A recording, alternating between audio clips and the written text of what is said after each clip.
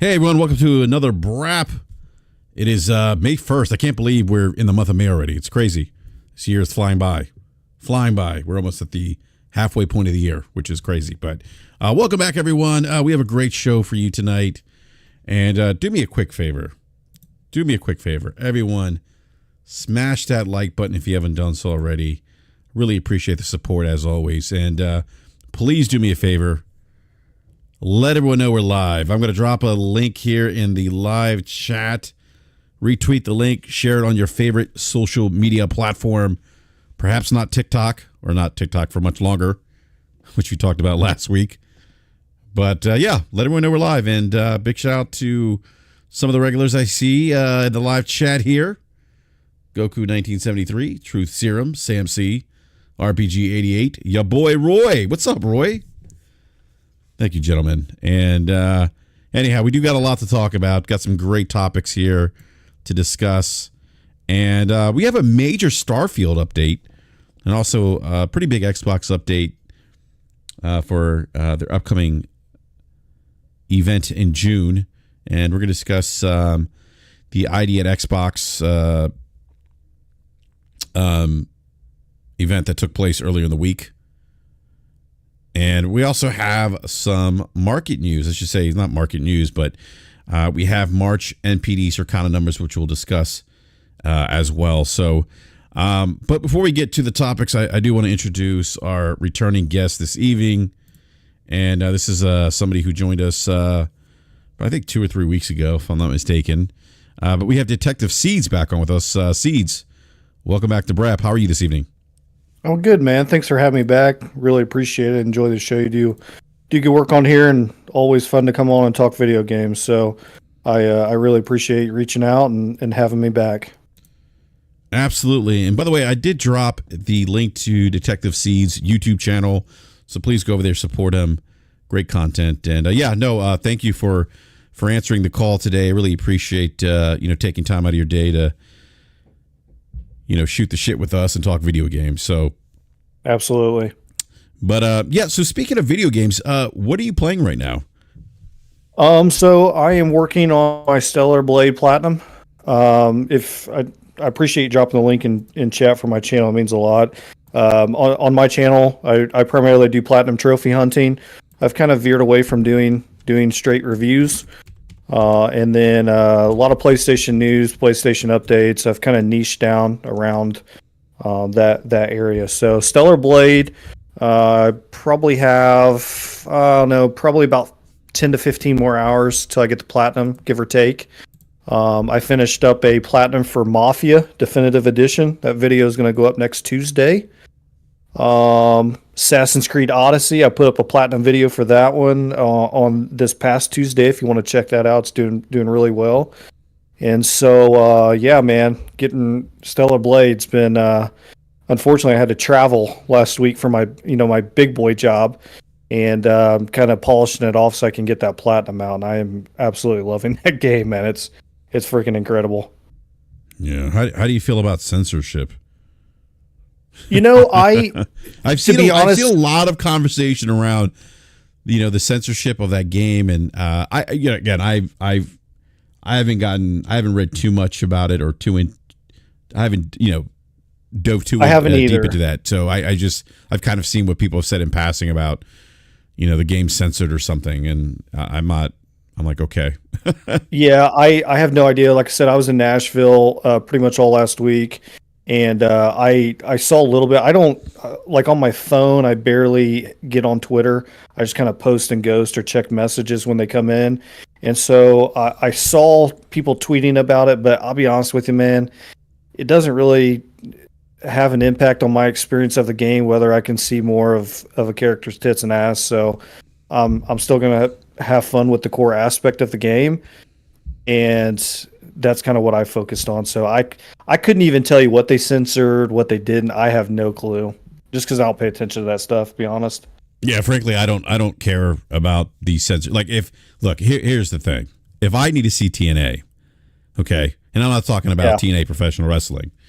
Right. I'm talking about, everyone in the live chat should know what I mean by TNA. And if you don't, then maybe you should look that up. But if you need TNA, look, there's other avenues.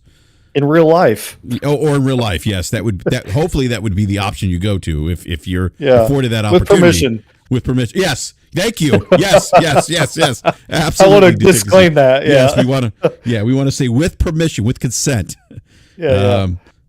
But that clipped. Like, check this guy out with consent, guys. Exactly. But yeah, no, I mean, like there's other avenues to have that experience. You don't. So I feel at times, Seeds, that gamers just tend to get angry about everything and anything. Not all gamers. Oh, for sure. But many just tend to get angry about anything and everything and just want to scream and yell. And I saw this really cringe video of this guy talking about the petition against censorship of Stellar Blade, and this guy was really out there. And I'm like, this is a problem. But and I think unfortunately sometimes people who don't understand gaming culture or play video games, they tend to lump us in with those individuals, and see, look at those gamers. They're weird. No. Yeah. I mean, when I first got into sales and business, somebody told me, there's always someone out there that is just rooting and wanting to see you fail and be negative when you're successful. And I think that transitions over to art. Absolutely. And I think people just in some aspect, in some way, they're not happy about whatever maybe other things that are going on in their life or what have you. And I just think that boils over into other things. And I think that we see that a lot in gaming right now. And to be honest with you, I just kind of ignore it. I just kind of brush it off because it's not my thing.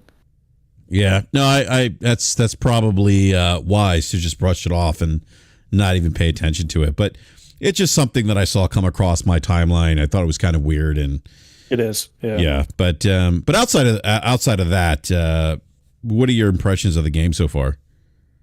Really good. I gave some early impressions before I went out of town because I did have the game. About a week, 6 days early, I think, is when I got my code from PlayStation. The weakest point of the game, in my opinion, is the actual story. I've read that some of the reviews, yeah. Yeah, I'm on my second playthrough now because someone had posted you can get the platinum in 20 hours. That's not accurate. I mean, it's even in the guideline that PlayStation gave us for the review embargo. I would say you're looking at probably, if you're really good, 50 to 55 hours. Most people, it'll probably take them 60. But you at least have to do 2 playthroughs. And I don't want to give any spoilers, but you do, if you want the platinum, you got to do 2 playthroughs no matter what. For me, the weakest point of it, I thought, was the story. I'm not going to say that it was bad. It just, compared to everything else, that was kind of the drawback for me. In terms of action games this generation, I'm speaking on my own personal opinion. It's the best and most fluid action game that I've played in this generation for the combat and the way that you're able to upgrade the skill tree. Some people said, it's Souls-like. I didn't have that experience with it. I felt more of the Sekiro, Devil May Cry, kind of Nier Automata kind of vibe. It has the other weakness that I would say is, I guess, con maybe. I kind of wanted some variety to the areas.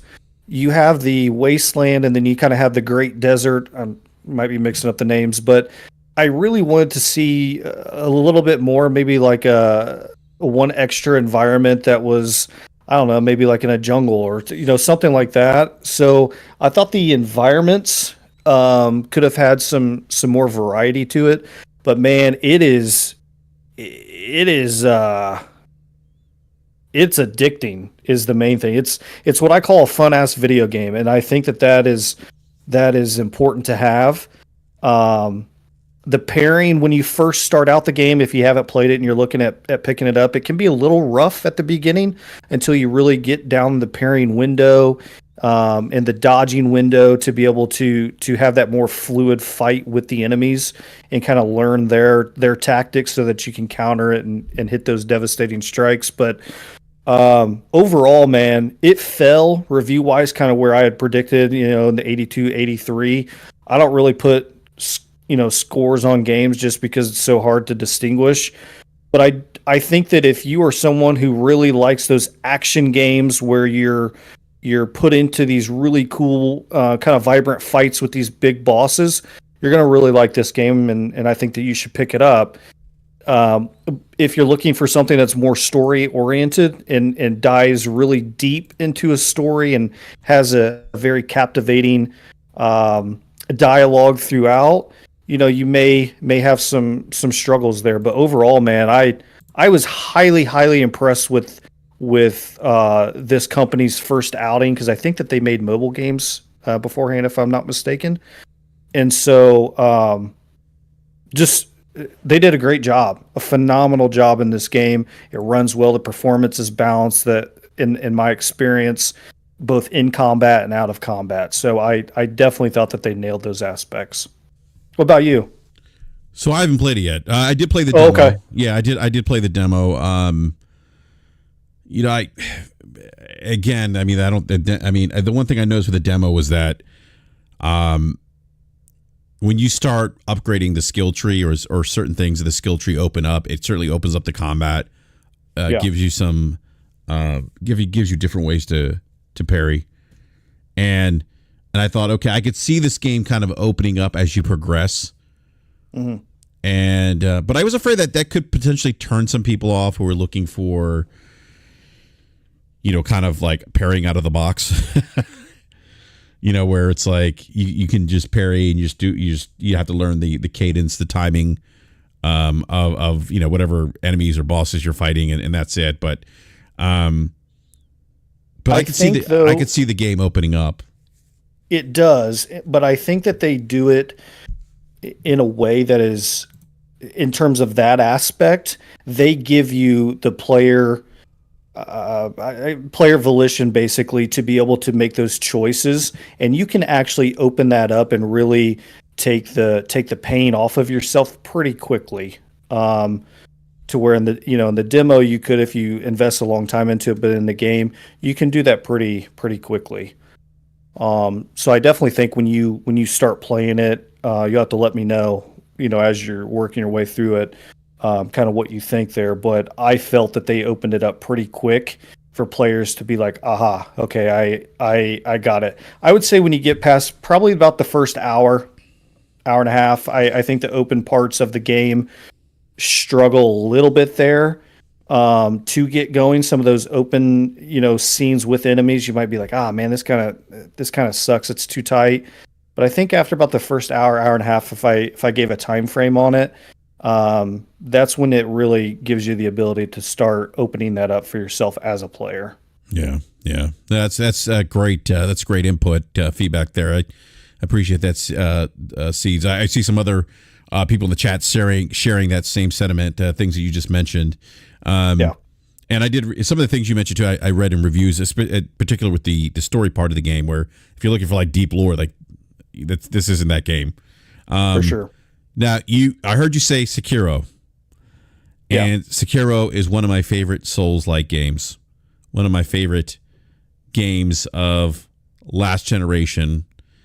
It is one of my favorite From Software games. I mean, it's just incredible. What was it in particular about Stellar Blade that drew that comparison for you to Sekiro? Was it kind of that rhythmic like movement in terms of combat and timing the parries and stuff like that? Yeah. In my opinion, Sekiro, I know it often gets referred to as the Souls-like, and I think that's completely fair, but I see it also as that action. And I'm also a very big believer that games can be multiple things at once. You know what I mean? And not just that one label.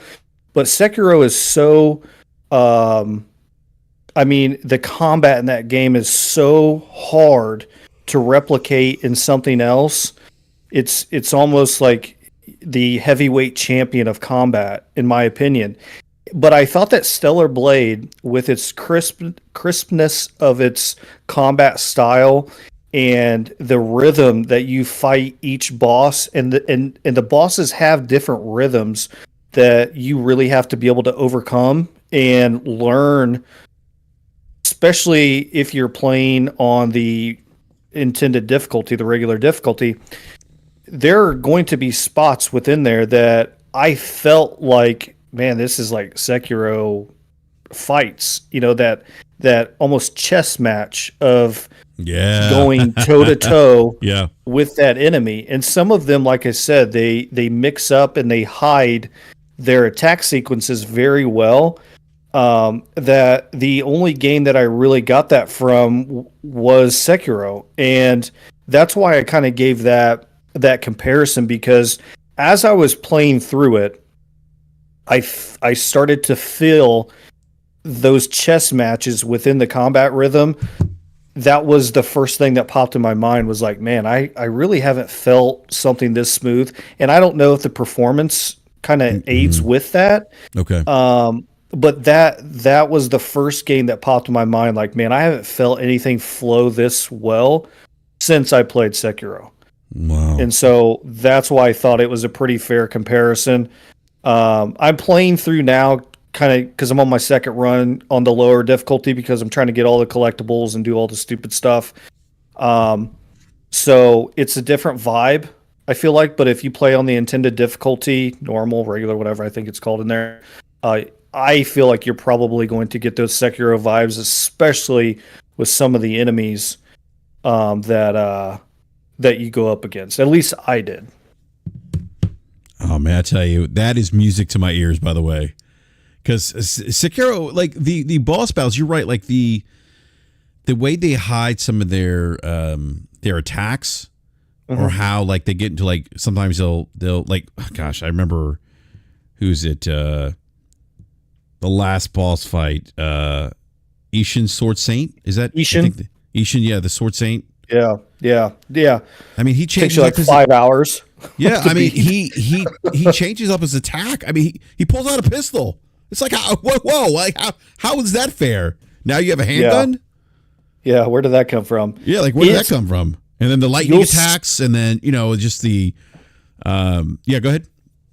No, yeah, I was just going to say, and I'm trying not to. I don't want to spoil for anyone, so I'm trying to avoid all. You're just, when you play through the game, you're going to get to a certain point, and some people that they play, they probably know what I'm referring to. You're going to get a very fluid rush of bosses, and it's like one after the other, and that, the way that they did that, in my opinion, it almost is a test to see how well you can adjust to those different rhythms in a fight. And like I said, I think that someone said it in chat, I didn't see who, but a lot of people try to replicate Sekiro's combat, and they haven't been able to get there. This is the closest, and some may disagree, which is totally cool.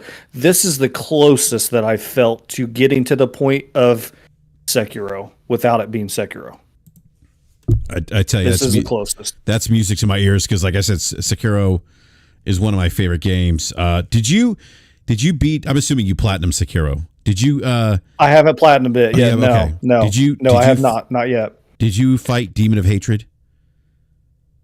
Yes. Oh my gosh, what a fight! And that's, for those who know, that's actually an optional fight. Yeah, but it's not it's a side fight, isn't it? Yeah, it's a side fight. Correctly? Yeah, and it's Demon of Hatred's AoE is insane.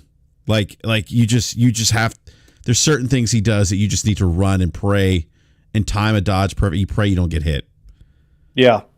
But it is, like I said, I think that of all the games I played, it's the closest to where I felt that tight of combat. And I haven't heard anyone, I guess can't say anyone, but I haven't really seen any reviewers or any critic. I mean, the game has a 9.3 on Metacritic, so I haven't seen anyone really complain about the combat. And that's because it is extremely good. The combat is very, very good, and you can adjust the build as you're going through to give you what I call player volition of having that player choice, and it places it in your hands that I was so impressed, especially it being their first, Yeah. AAA game Yeah. Yeah. First one. in Yeah. general, that they nailed it like they did. Yeah. That's a great point. Yeah. Yeah. Yeah. So yeah, I hope, when you play through it, man, make sure you let me know, your thoughts, because I definitely had Sekiro vibes from it. Yeah. Now, is that the only game that you're playing right now, or are you playing other games? Yeah, so I try to I've kind of gotten on a schedule where I try to upload platinum trophy videos every Tuesday at noon Eastern Standard Time on my channel. So I normally will have one game and I try to plow through and get that trophy and then go on to the next one. So I kind of have, like I said, I have a layover because I have my Mafia going up next week. So after Mafia, I'm going to have Stellar Blade go up. So I will probably finish Stellar Blade sometime this week, and then I will either do Rise of the Ronin or I'm going to do Final Fantasy Rebirth next for my platinum leading into mid-May. So I'm going to go after another long one. Nice, nice. Yeah, I'm actually only playing Final Fantasy VII Rebirth. So for the last 3 weeks, when I've opened up the show asking everyone what they're playing, my answer hasn't changed. I'm at a point now where I'm like, I either need to try to find some more time to finish this game, or just maybe move on and go back to it, because there's other games I want to get to. Stellar Blade being one of them, especially after what you just described in terms of how much time do you have in it? I'm like 60 hours in. No, almost 60 hours in. I'm on chapter 11 or 12. Yeah, I think platinum's like 180. Yeah, I'm not platinum. Yeah, I'm not getting platinum the game. That's not in the cards for me. Like I'm not going to do that. Yeah. There's just too many other games I want to play. So yeah, oh yeah, for sure. I'm one of those insane people that's like addicted to doing platinums now. Yeah. So your boy Roy says Ishid is the hardest boss I've ever fought. Ishid was pretty damn hard. Yeah. He might be one of because he has those three or four phases. I mean, like I tell you, the gun. 4, I believe. I think it is 4. I think you're right. I mean, the gun is just. But oh man, when you time those parries and you stomp on his what does he have? He has like I forget what weapon he uses. It's not a trident, but it's like, what the hell is it called? I don't know.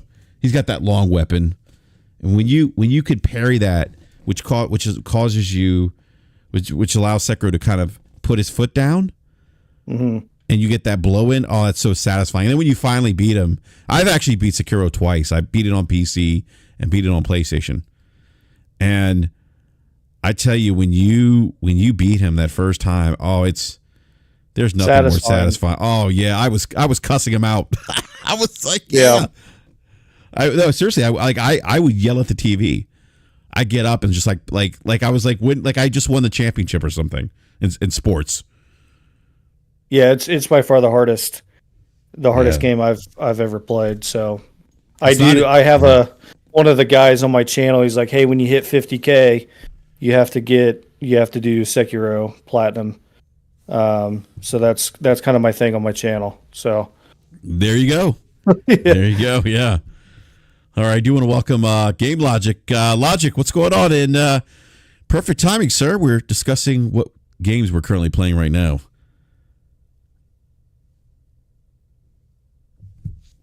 Yeah, no, I'm good, man. How are you guys? Good. So Logic, what are you currently engaged in terms of video games?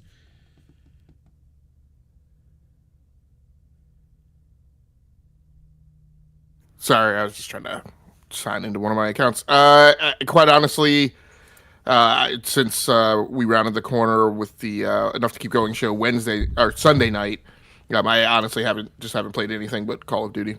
We've just had a couple long days with customer meetings, and by the time I've gotten home and gotten through, a handful of initial things at night, it's been so late that that's pretty much the only thing I was up for getting into. Did you tell your customers that that porting is the solution to all problems? Features are free. You just access anything that any other customer has paid for. Yeah. Yeah. Okay. Did you advise him? Let me stop. No, I hear your logic. I've certainly had those weeks where it's like, you know what, you just want to pick something up, get a quick playthrough, get that quick dopamine hit and sign off. Yeah, I had it on my list to get back to Final Fantasy VII Remake this week, but like I said, by the time I started gaming at night, I pretty much have a thumb rule that if I don't even start gaming until like 11 o'clock at night or pretty late, like I'm not getting into anything other than Call of Duty. Yeah, no, I hear you absolutely. I have some super chats here to get quickly. Twisted Sin with the $5 super chat says, with how the combat is, no wonder Shuei wanted this on PlayStation. Thank you for that super chat. And then we have Borbor Country with a $2 super chat. Says, why do people always forget XDev input on Stellar? Thank you for that super chat, Borbor Country.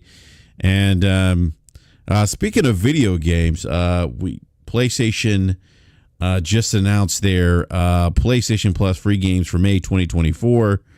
And you know what? I subscribe to PlayStation Plus. I don't use it. My kids mostly use it. But some decent games here. These games will be available May 7th or June 3rd. EA Sports FC 24. It's available to June 17th. I'm going to pick that up. I'm going to play that. Have you guys played the EA Sports FC game? I have not. Okay. I have FC 24. Okay. So how does it like? Did you play FIFA before it became FC, the FC series? I did. Yeah. How does it stack up? Logic, is it? It was just kind of. I mean, last year's FC 24 was tight. I mean, I'm not going to say it was head and shoulders above the previous version, but several of the things that they tightened up last year worked really well. And it was basically effective proof that there was no need for the FIFA organization. Basically, they need to pay the license. We can do this on our own. Yeah, we don't need you. So I hope they have fun shopping that license around. I quite honestly, I think you mentioned on this show in a discussion a couple of weeks ago, like I have no idea why Xbox would not go after that, or why Xbox would not, try and partner with another developer who does sports games or something, and like in a joint venture go after that license to secure something exclusive down for Xbox. Who asked for that? That would certainly be a feather in their cap. May help them in the European markets. Maybe, we know that they're having some Latin America, right? And Latin America too. Yeah, Latin America. Third largest, gamer number geographic area. Yeah, maybe that helps drive Game Pass subscriptions. In those regions. Maybe helps drive hardware sales too. So, but so EA Sports FC 24 is available. That's going to be available until June the 17th. Tunic will also be on PlayStation Plus. Ghost Runner 2 will be on. So Tunic will actually be on both PS5 and PS4. Ghost Runner 2 will be on PS5, and Destiny 2 Lightfall will be on PS5 and PS4. I have not played Destiny in years, and I don't know if I'll ever go back to it. So I played Lightfall, and I would not go back to it right now. No, you're done. Okay. Nah, I'll probably check out Final Shape, just see kind of where it's at. But I've kind of moved on a little bit to what I do now with the Platinums. But Tunic's a solid little game. I don't know if you played that or not, but that's definitely one worth checking out. Ghost Runner 2, if you like kind of a cyberpunk type vibe, very quick. It's kind of a one-hit quit, you're dead type of deal. It was a pretty cool playthrough. Really, really enjoyed that game. So, yeah, I would check that out. Tunic and Ghost Runner. Yeah.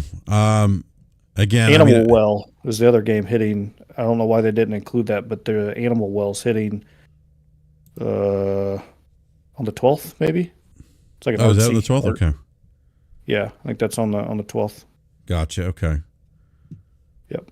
Yeah, Tunic's. My issue is time. I mean, Tunic's one of those games I wanted to try to play, and I just never got around to it. Maybe I'll get around to it this time. because it's quote unquote free. Yeah. But we'll see. Kids would probably like it too. Yeah. All right. Moving on to some other gaming related news. We have ID at Xbox was this week. Did anyone watch the live show? What's interesting, as much as I've heard about a supposed Xbox tax from IGN, ID at Xbox partnered with IGN on this, which is kind of interesting, despite the tax. Did you guys watch the live event? I did not, just because I was out of state for work, and I did not. I heard it was kind of split in terms of some of the games were kind of going both platforms.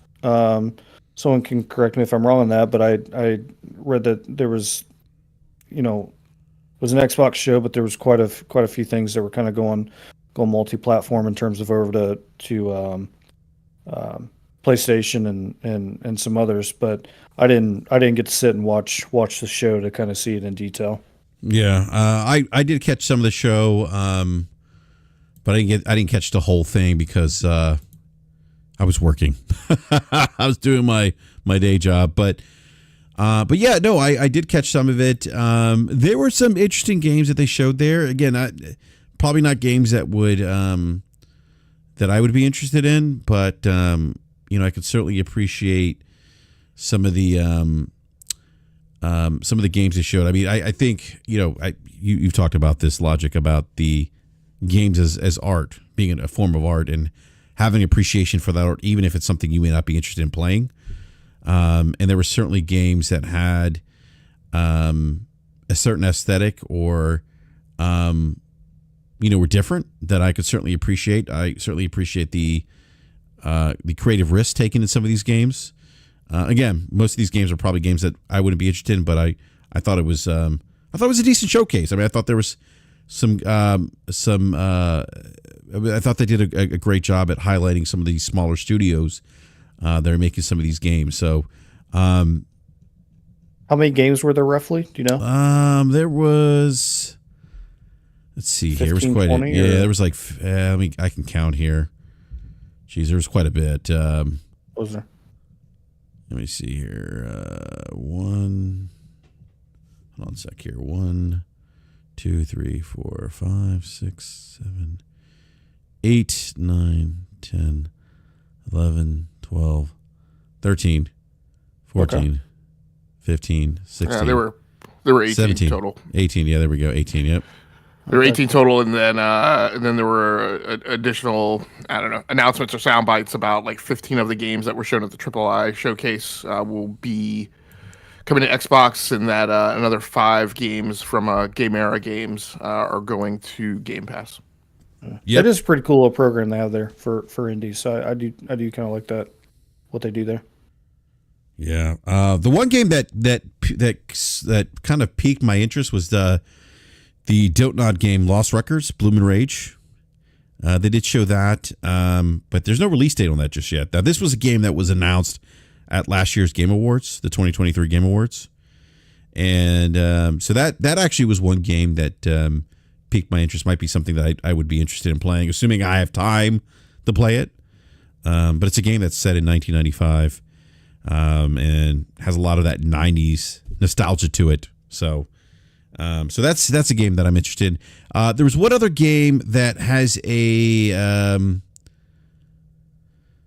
which one was that? Shoot. Key Locker looked kind of interesting. That's coming out this summer on PC and Xbox. It's a turn-based cyberpunk action game, so I thought that looked pretty cool. Now the developer, I don't know if I'm pronouncing the developer's name correctly, Munana, had explained per the game Steam page, said that the Mario and Luigi RPG series and Chrono Trigger has inspired this particular game for them. So that's another game that I'm not as interested in that as I am the Dotnod game. Was something that kind of looked interesting to me as well. So what other games that they show? I think that was it for me, really, in terms of games that I might be interested in from the showcase. But I thought it was a good showcase of some of the games that some of these smaller studios are working on right now. I think there was one more game. You mentioned the Chimera games are headed to Game Pass. You mentioned that, Logic. Those 5 games are Depersonalization, Firework, Volcano, Princess, Kelperth, and The Rewinder. But yeah, I think those are the only games. The Vampire Survivors DLC, it's coming May 9th. It's called Operation Guns.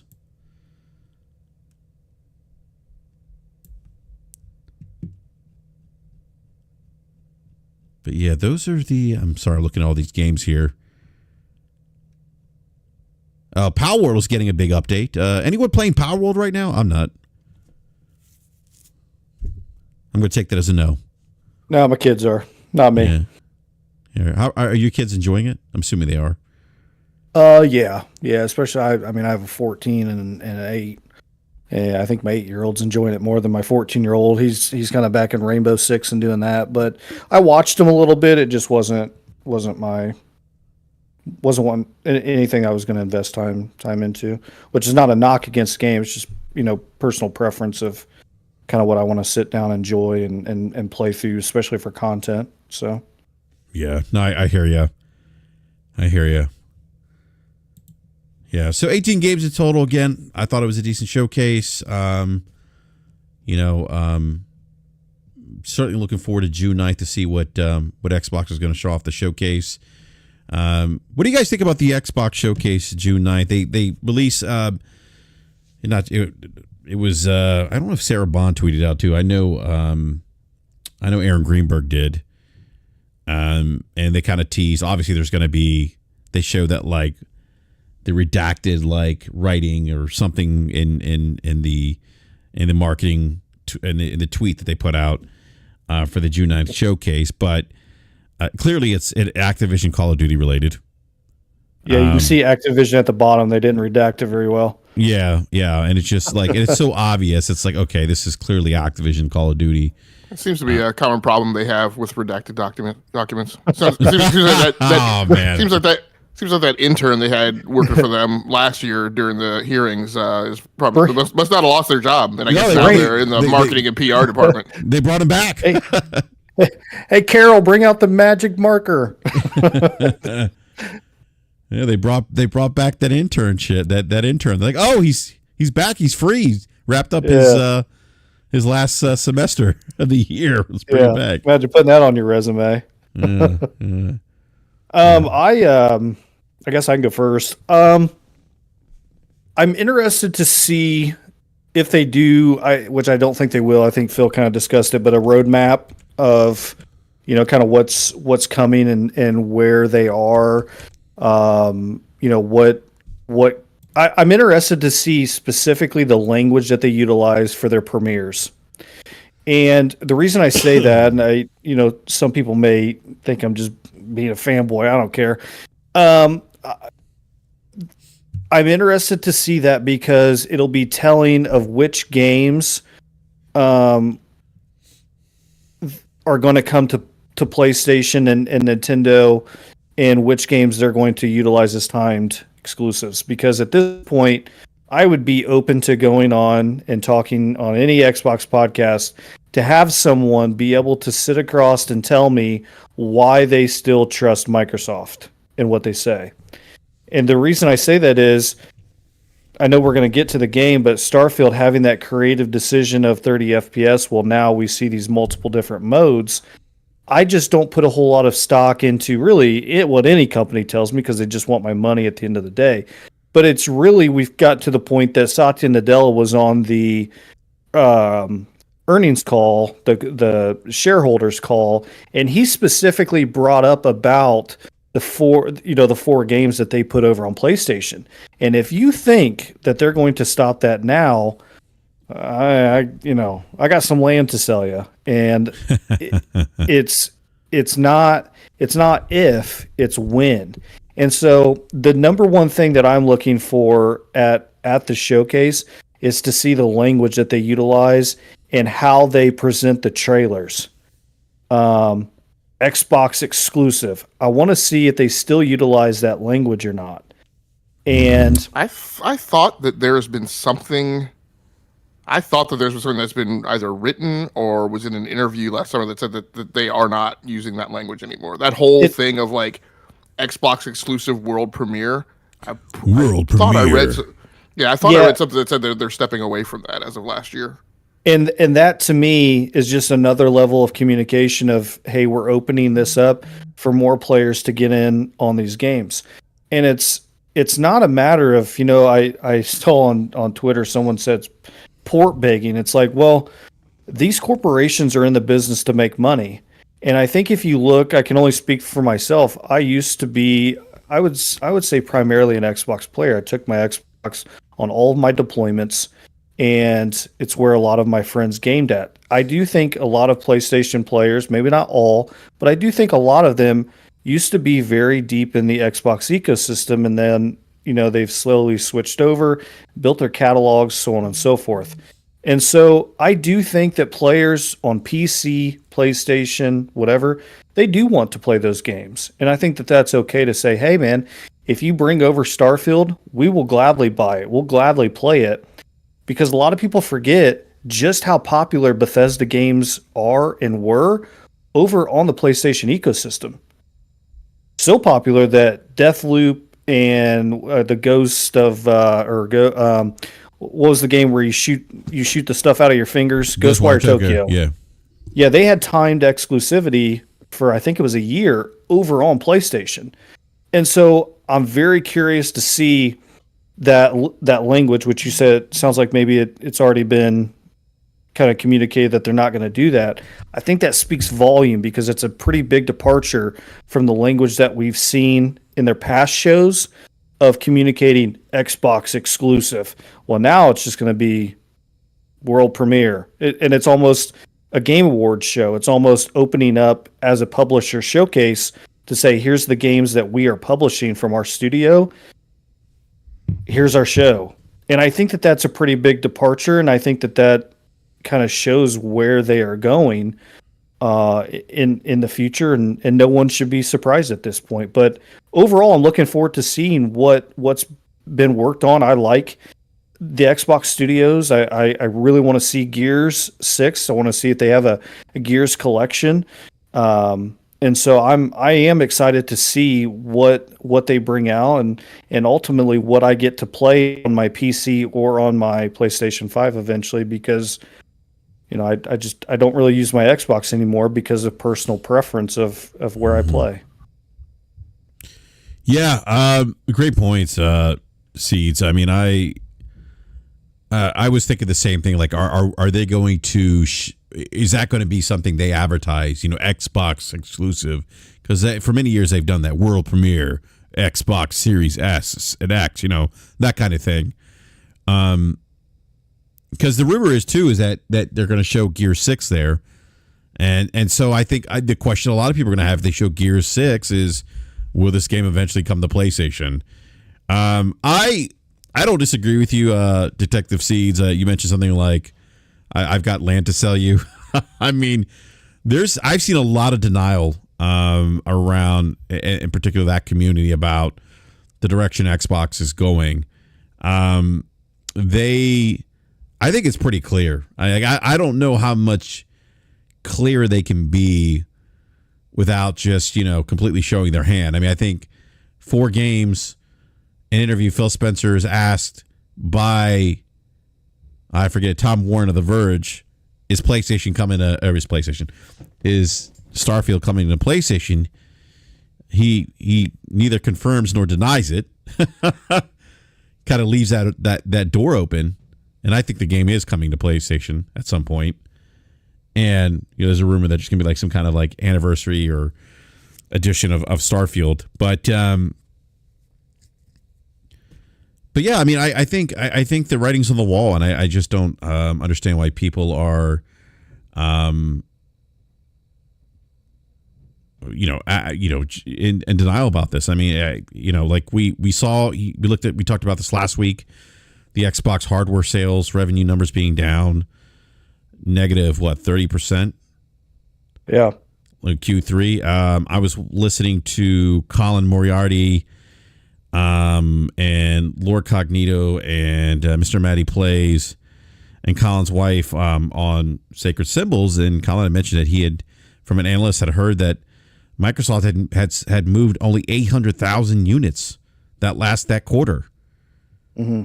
Like 800,000 units. That's it. Yeah, it's not a lot. That's a problem.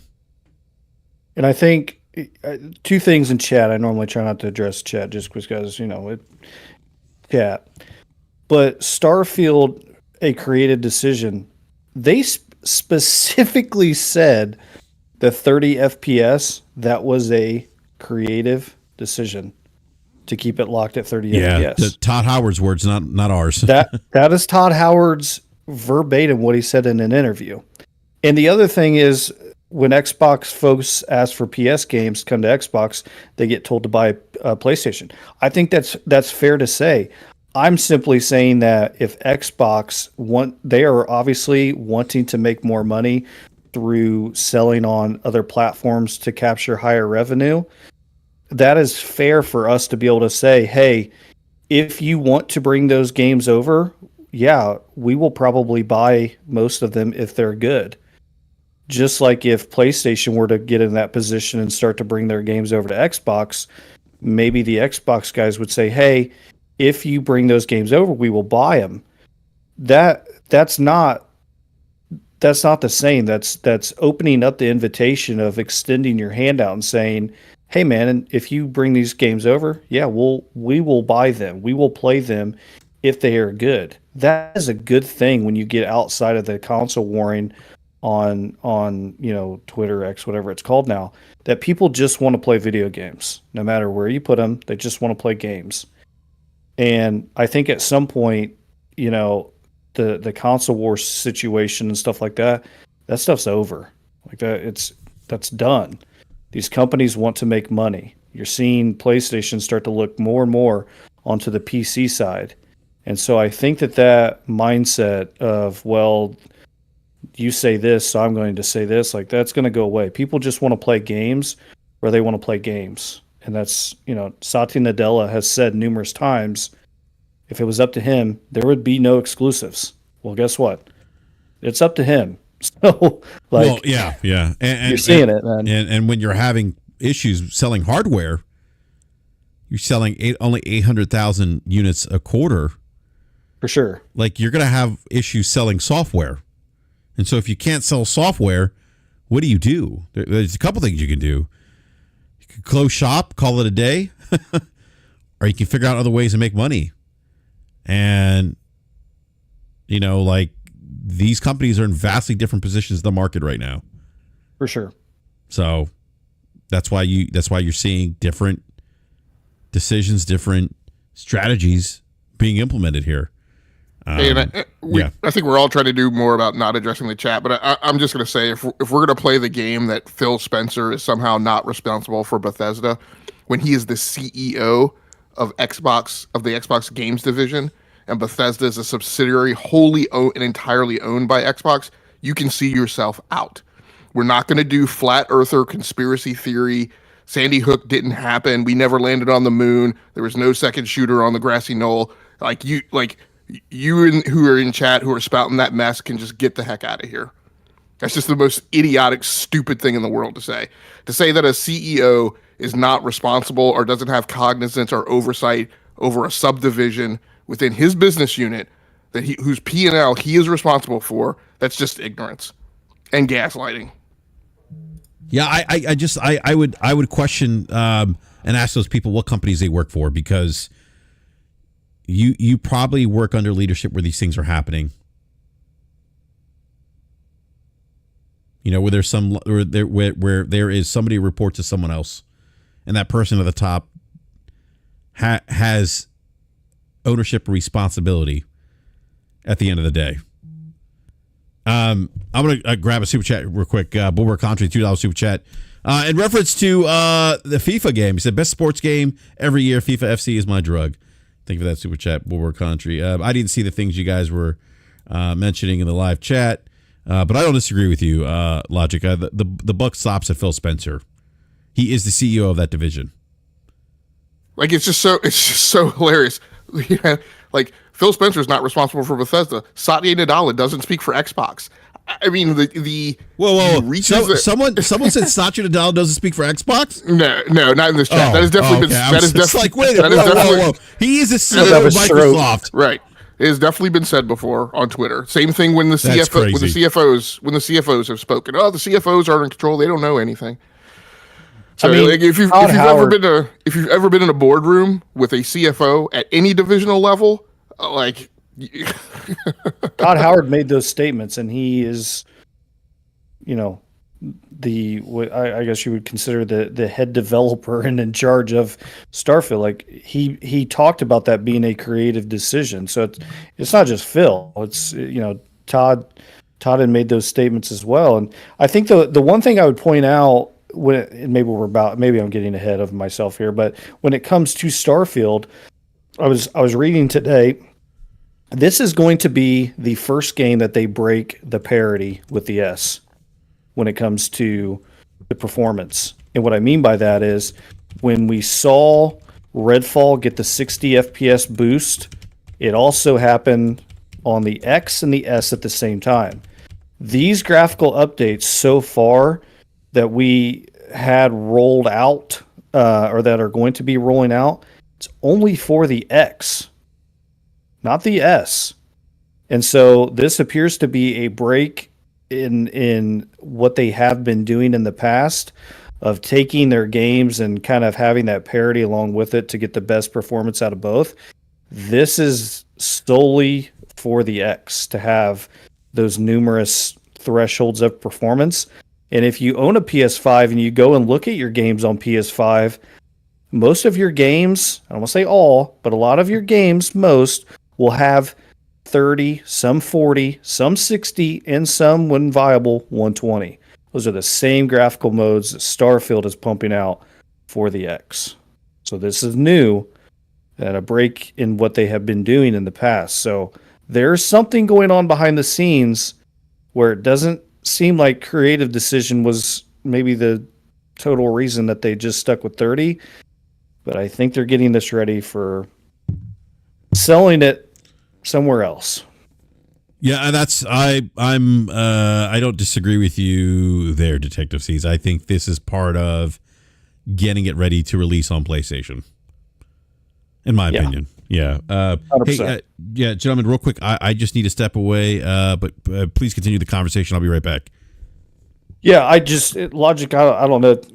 You think that, but I know that for sure 100%. I'm not going to be the, hey, trust me, bro. But I do know that Bethesda has had PS5 dev kits, at least since last year. They may have had them beforehand, but I know they've had them at least since late last year.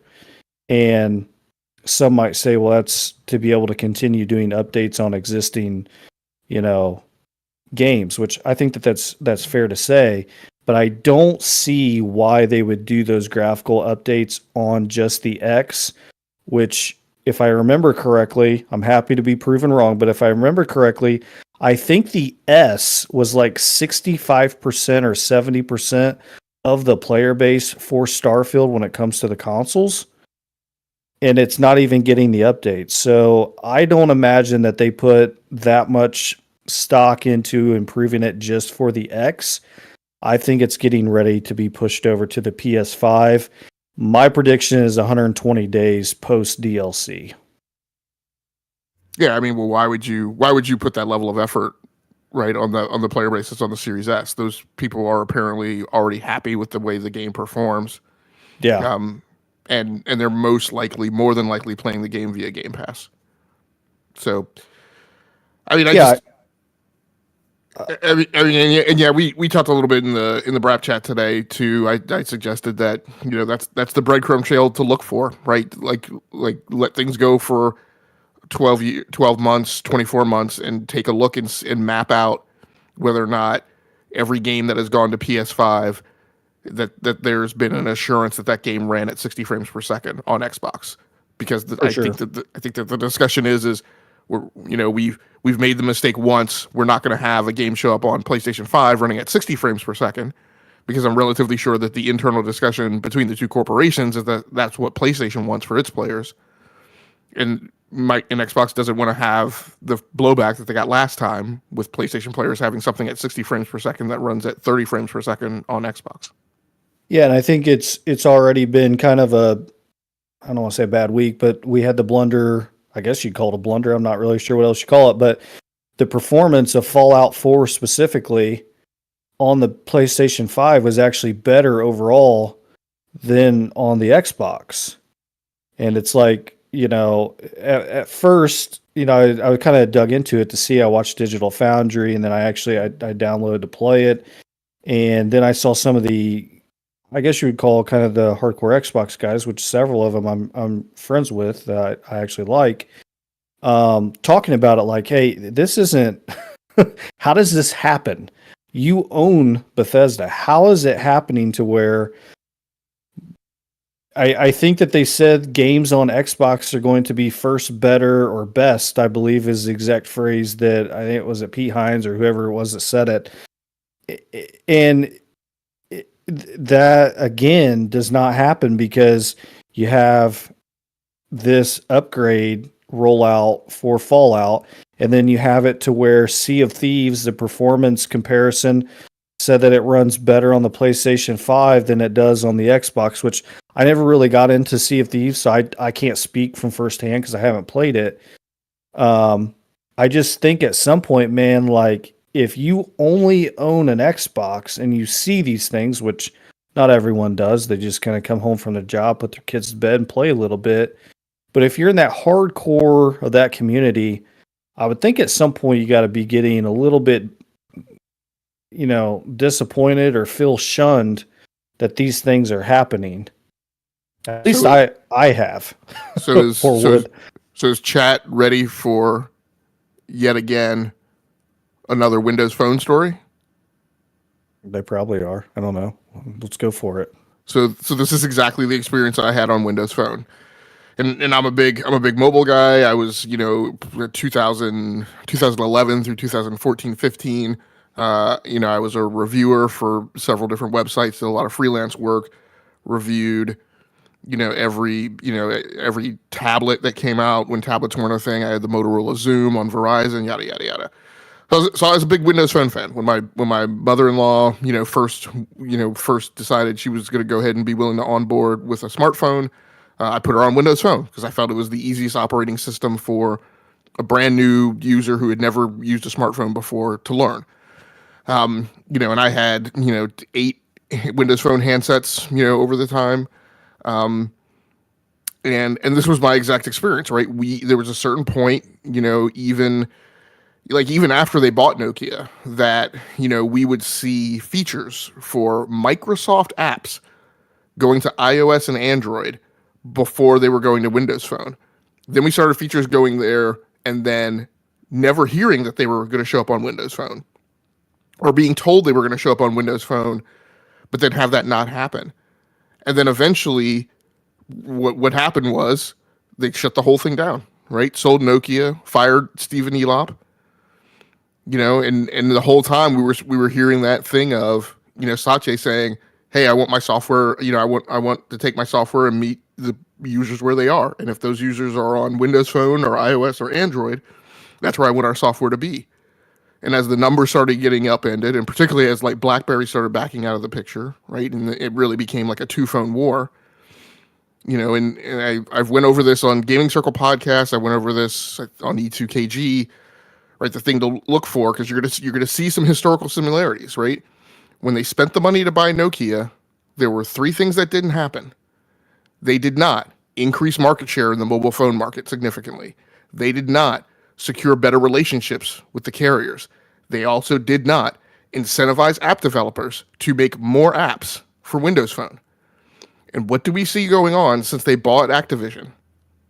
They have not improved relationships with publishers and studios in a way that incentivizes those studios to agree to exclusive deals or increase the number of products that they are putting on Xbox. We hear more and more and more and more from indie developers that they're making strategic choices to not go to Xbox, not go to Xbox first, right? And they are not increasing market share. So those 3 things are happening yet again after a major acquisition by the same corporation. So, you know, there's two sides to this kind of story and this kind of view. If you're just a gamer, then what I've been saying and what I said very emphatically today on Twitter, just play your games and enjoy them. If you love Xbox, then love Xbox. I mean, theoretically, the things are there that you want.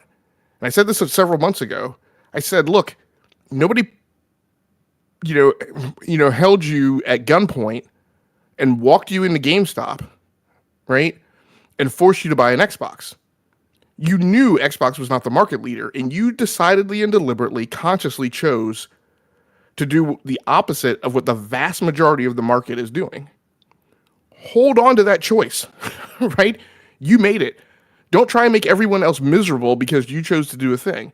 When I bought my Sega, right, when I was a kid, I knew very well that Sega was not the market leader, that Nintendo was. I knew very well that I was making the unpopular choice. I knew very well that within, my school that I was going to be a minority.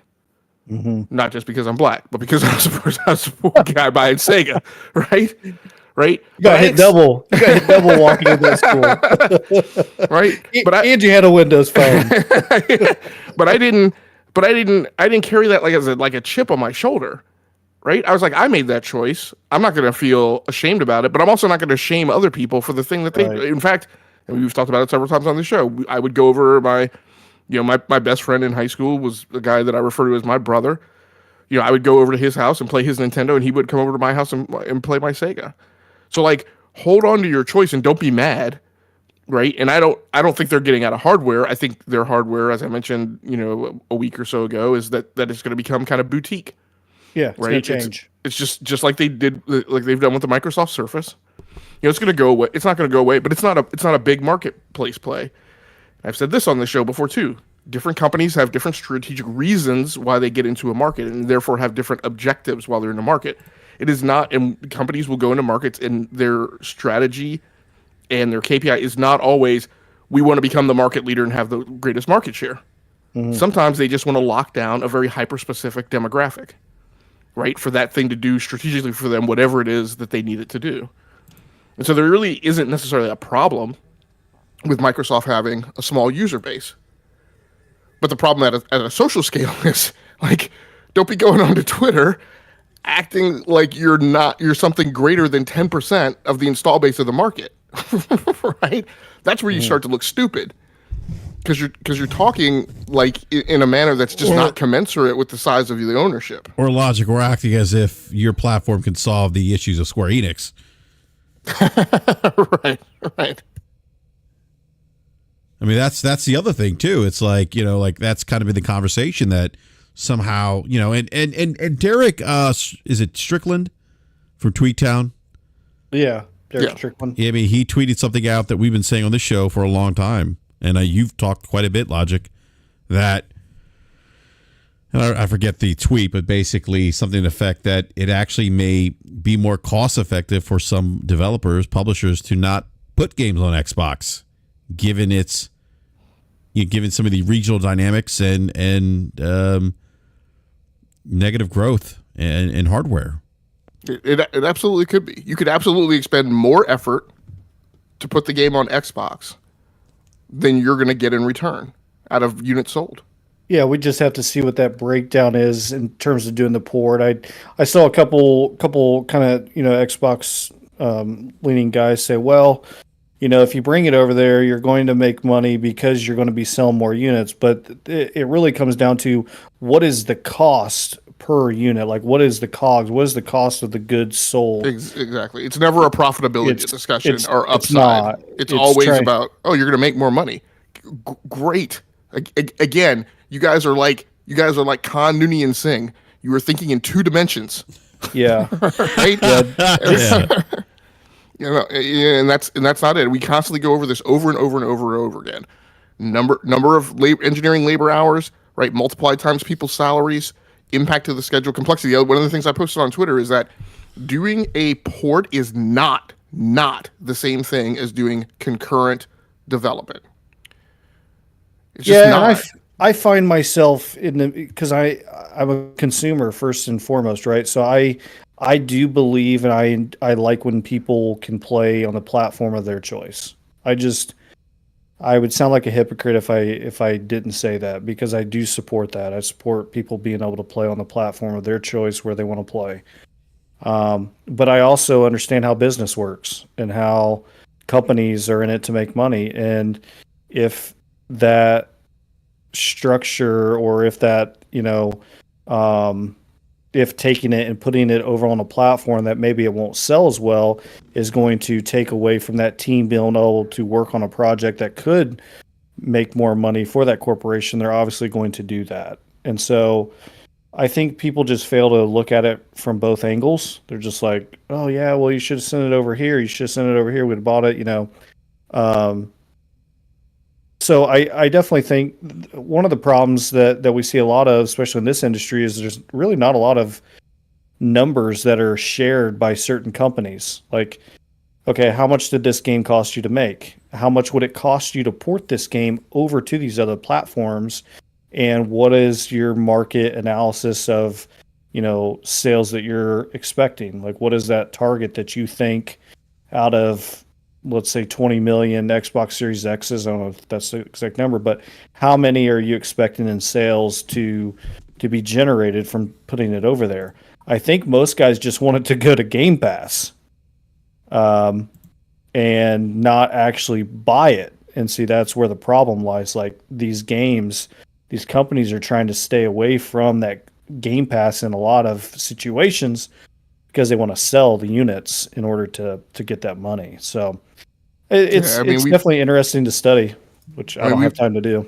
We've definitely pointed out on this show that Game Pass is a gargantuan competitive factor on the Xbox platform. It is essentially the exact equivalent and analog of a black hole, right? It sucks all the air out of the room. Nintendo had the same problem with their properties, which is why third-party support just eroded from the Wii, right? Which was that the attach rate of a Nintendo first-party title on the Wii was incredibly high. Because when a first-party title showed up on the Wii, lots of Wii owners went out and bought it. And so if you're a third party, EA was, I think, one of the first ones to make their decision. Like, they put Madden on the Wii the first year, but then they dropped it. And it was like, why am I gonna go through that effort? Incredibly disparate platform in terms of its hardware set in comparison to the Xbox and the PlayStation. And they're like, why am I gonna go through that effort to put that thing on the Nintendo Wii? And when I show up on the Nintendo Wii, my competition is like every first party game. Like, and when I say that, obviously that's the case at a very low level or high level on any platform. But this is a commentary about like the Disney effect of the first party titles that appears on Nintendo. That again, it's a chokehold and it's a much higher attach rate than you're normally accustomed to seeing for first party titles on the other platforms. And that creates a competitive dynamic. And so those third party publishers, many of them decide to pack up their games and go home. Right? And it's in similar fashion to today, where if you're going to deploy a game on Xbox, you don't have to be your first competitive concern is not the other games on Xbox that are similar to you in similar genres or that have similar mechanics or that have similar background story, right? Your first competitive concern is literally the entire bushel of games that's a Game Pass and the incentive that provides to consumers on whether or not they're going to buy your game if your game is not in Game Pass. Yeah, and I think that, in the court documents when they were going through the FTC stuff, I believe it was I don't know if it was an email or one of the slides, but they talked about that Game Pass as a whole is not only, kind of has a negative impact in certain areas, but it eats away at profits for companies, and we've seen some success stories where they're like, hey, we wouldn't have had the eyeballs on our game, if it wasn't for Game Pass, or maybe the check was large enough that they wrote, or whatever the case might be. So I think that we've had those instances, but overall, subscription services as a whole, we've seen Netflix and some of these others, they have a threshold that's very hard to get over that hump. I like it in my house because I have two kids. So, it does make sense. But I think going back to what I said, one of the reasons somebody in chat asked about why should we be able to see the numbers. Numbers really, I don't want to say numbers never lie, because obviously you can play with numbers to make them look something, that they don't. But I do think, I personally, I'm not a developer, so I don't know what the cost is to port a game. Like, let's just throw out, if we wanted to port Starfield over to the PlayStation 5, I don't know what the cost of that is. And I think as a consumer, like, do I have a right to know? No. But I just think as someone who really has an interest in business and has a love to know how things work, in different industries from like a higher level thinking, I like to know that stuff to see, when we do have these conversations, okay, if this company would have ported it and a port cost them, I'm just throwing out a number, if a port cost them $2 million to do, but they're only slated to make 1.5, well, that port did not make sense. So I think from just like a high level conversation of guys that want to have those conversations and want to understand more of the industry as a whole, I do think that data would be cool to have and cool to look at, just to know, like, what does a game cost to port, and would it have been beneficial to do or not? It fills in blanks that are there, that, I think some people would be cool to see those blanks being filled in, just for your own knowledge, at least for me. Yeah, and I mean, I agree. I mean, I think what Apex Predator was getting at was maybe I think what he's getting at is, we're not likely to see those numbers, Right. just in terms of a lot of inside baseball and competitiveness. But what I will say is, I feel like the main thing you're expressing is the sense of, I won't call it frustration, but just the lack of knowledge that we have. Where, like, in comparison to other entertainment industries, like, we kind of have heard the rundown and list from like music artists of like where all the costs go, right, and can see where the money comes back. In the movie industry, I mean, it is known how much a movie costs, right, and how much the marketing budget is, and we can see that data. And many times, we find out, how much, various actors were paid, right, on a movie. So there's just a lot more information that we get access to that can help us kind of true up what's going on with some of those entertainment industries. And it is a I don't know if I want to label it a problem, but it's a blind spot, right, when it comes to games. Yeah, and that's it. Just having more information to fill it. Obviously, they don't give those numbers for their own particular reasons, for business purposes. But just as someone like, that works in the tech world and in business and in sales, it's cool to be able to see those numbers and study and have higher level conversations about why businesses do what they do. And that's just something that I like to look at. Like, maybe I'm the odd, maybe I'm an outlier because I'm a nerd when it comes to that stuff. But I just think that from a financial standpoint and looking at how businesses are successful and the decisions that they make from a strategy standpoint, I think that is cool to look at and cool to have. Yeah, Ryan brings up. I don't disagree. Yeah, go ahead. Ryan brings up a good point. He says, Windows Phone is a good example of why customers want to know about the health of a product they may invest in. Because you're absolutely right. If we'd had more visibility or an understanding of what was kind of going on in the market, we may have been able to draw, some of our own conclusions. And I will readily admit, we probably did have access to a lot of that information, or I was able to find it out. But I kept the faith, right? Because I loved Windows Phone.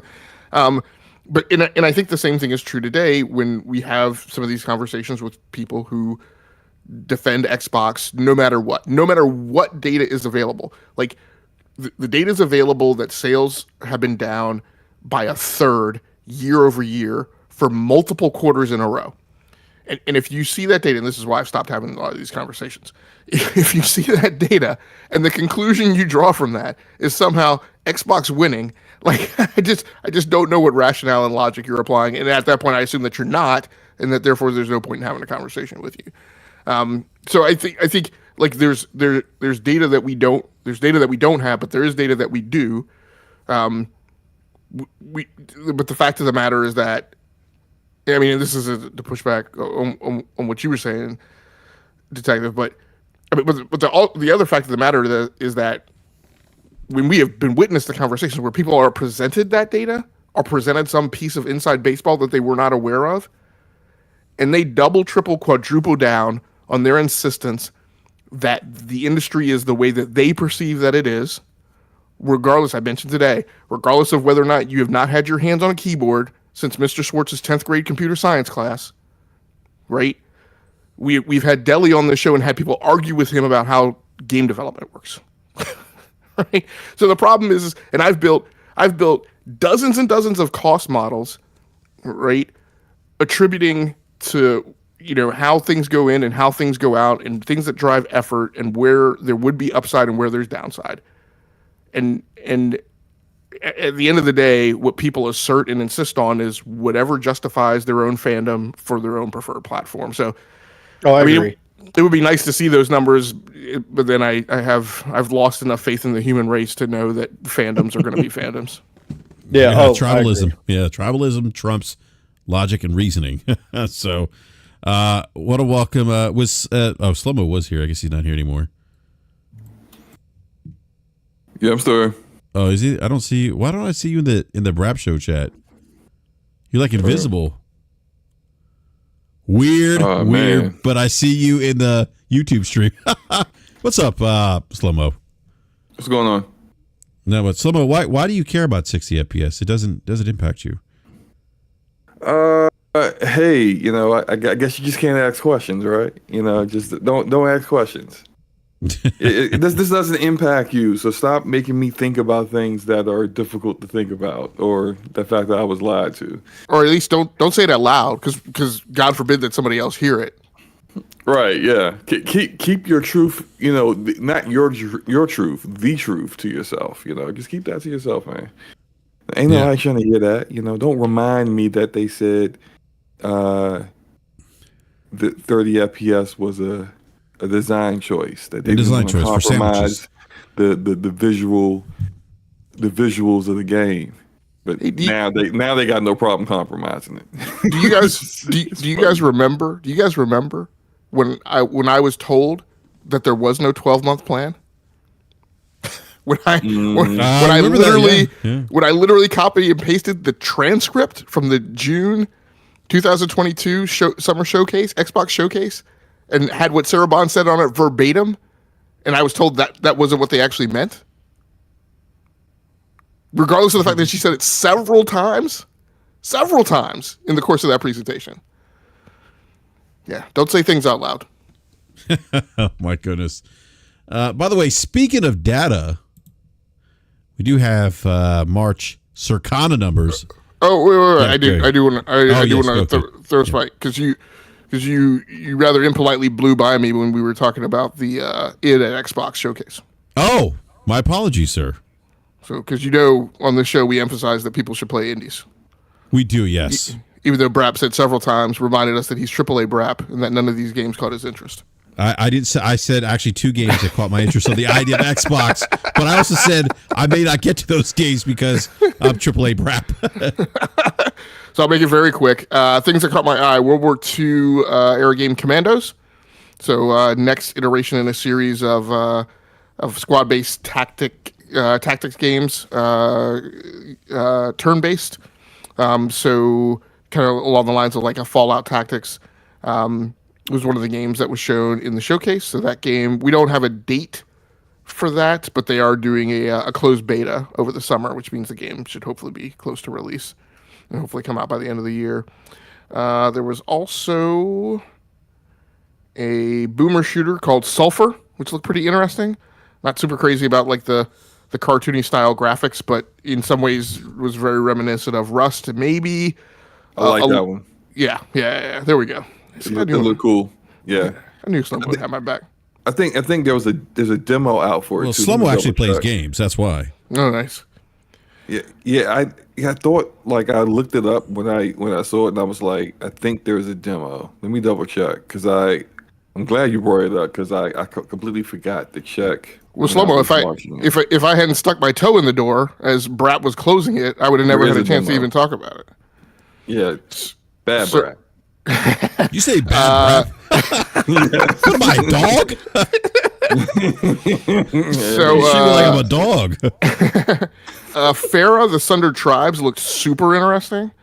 So this is a game that has grapple, wing gliding, several different modes of traversal in the game, and is a action RPG. So looks pretty interesting. Again, lots of people may not like its particular visual style, but I find the mechanics in the game super interesting. So she just used the grapple to like do a 360 spin over a horizontal bar, and then come down and clock this enemy. So looks dope by Massive Damage Studios.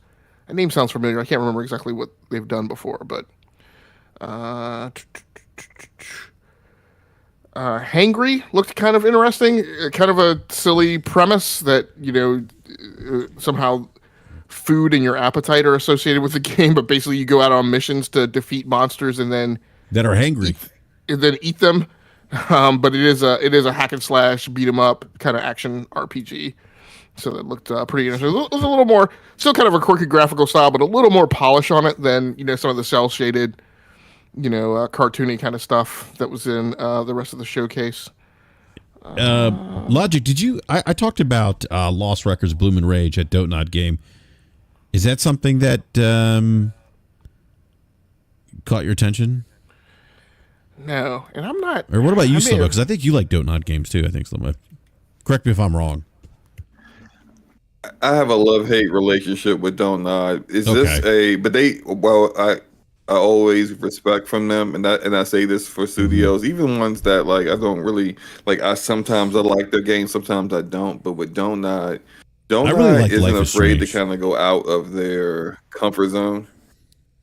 Yeah, see, and like everyone knows Life them is from Strange Life is is great. Strange, which is kind of like a telltale kind of narrative-driven game. But they also made Remember Me, which was like a action adventure game that was narrative driven. They made Vampire, which was also like not like Life is Strange. They make different games. Oh yeah, So Vampire was completely. this Lost Records game, I'm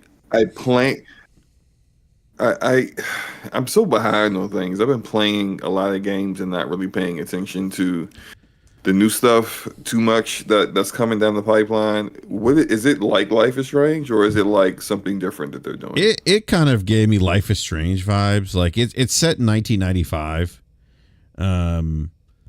But yeah, I mean, it kind of gave me Life is Strange vibes to it. It's kind of got this, but it's got this mystery to it. Like in the end of the trailer, like maybe this is. I don't think this is the main protagonist, but a character is like if you're watching this or hearing this and then I'm dead or something. And so, there's that darker element to this game that I thought that Life is Strange had to. It had kind of those dark themes, those dark elements, but so I mean. But yeah, I mean, I thought. Here's my issue with Life is Strange. Well, here's my issue with Don't Nod in general.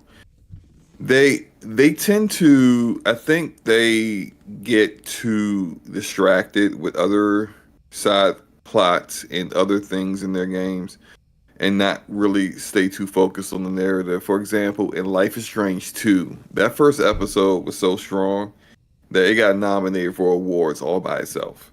That first episode alone was one of the most well-written things to come out in a very long time.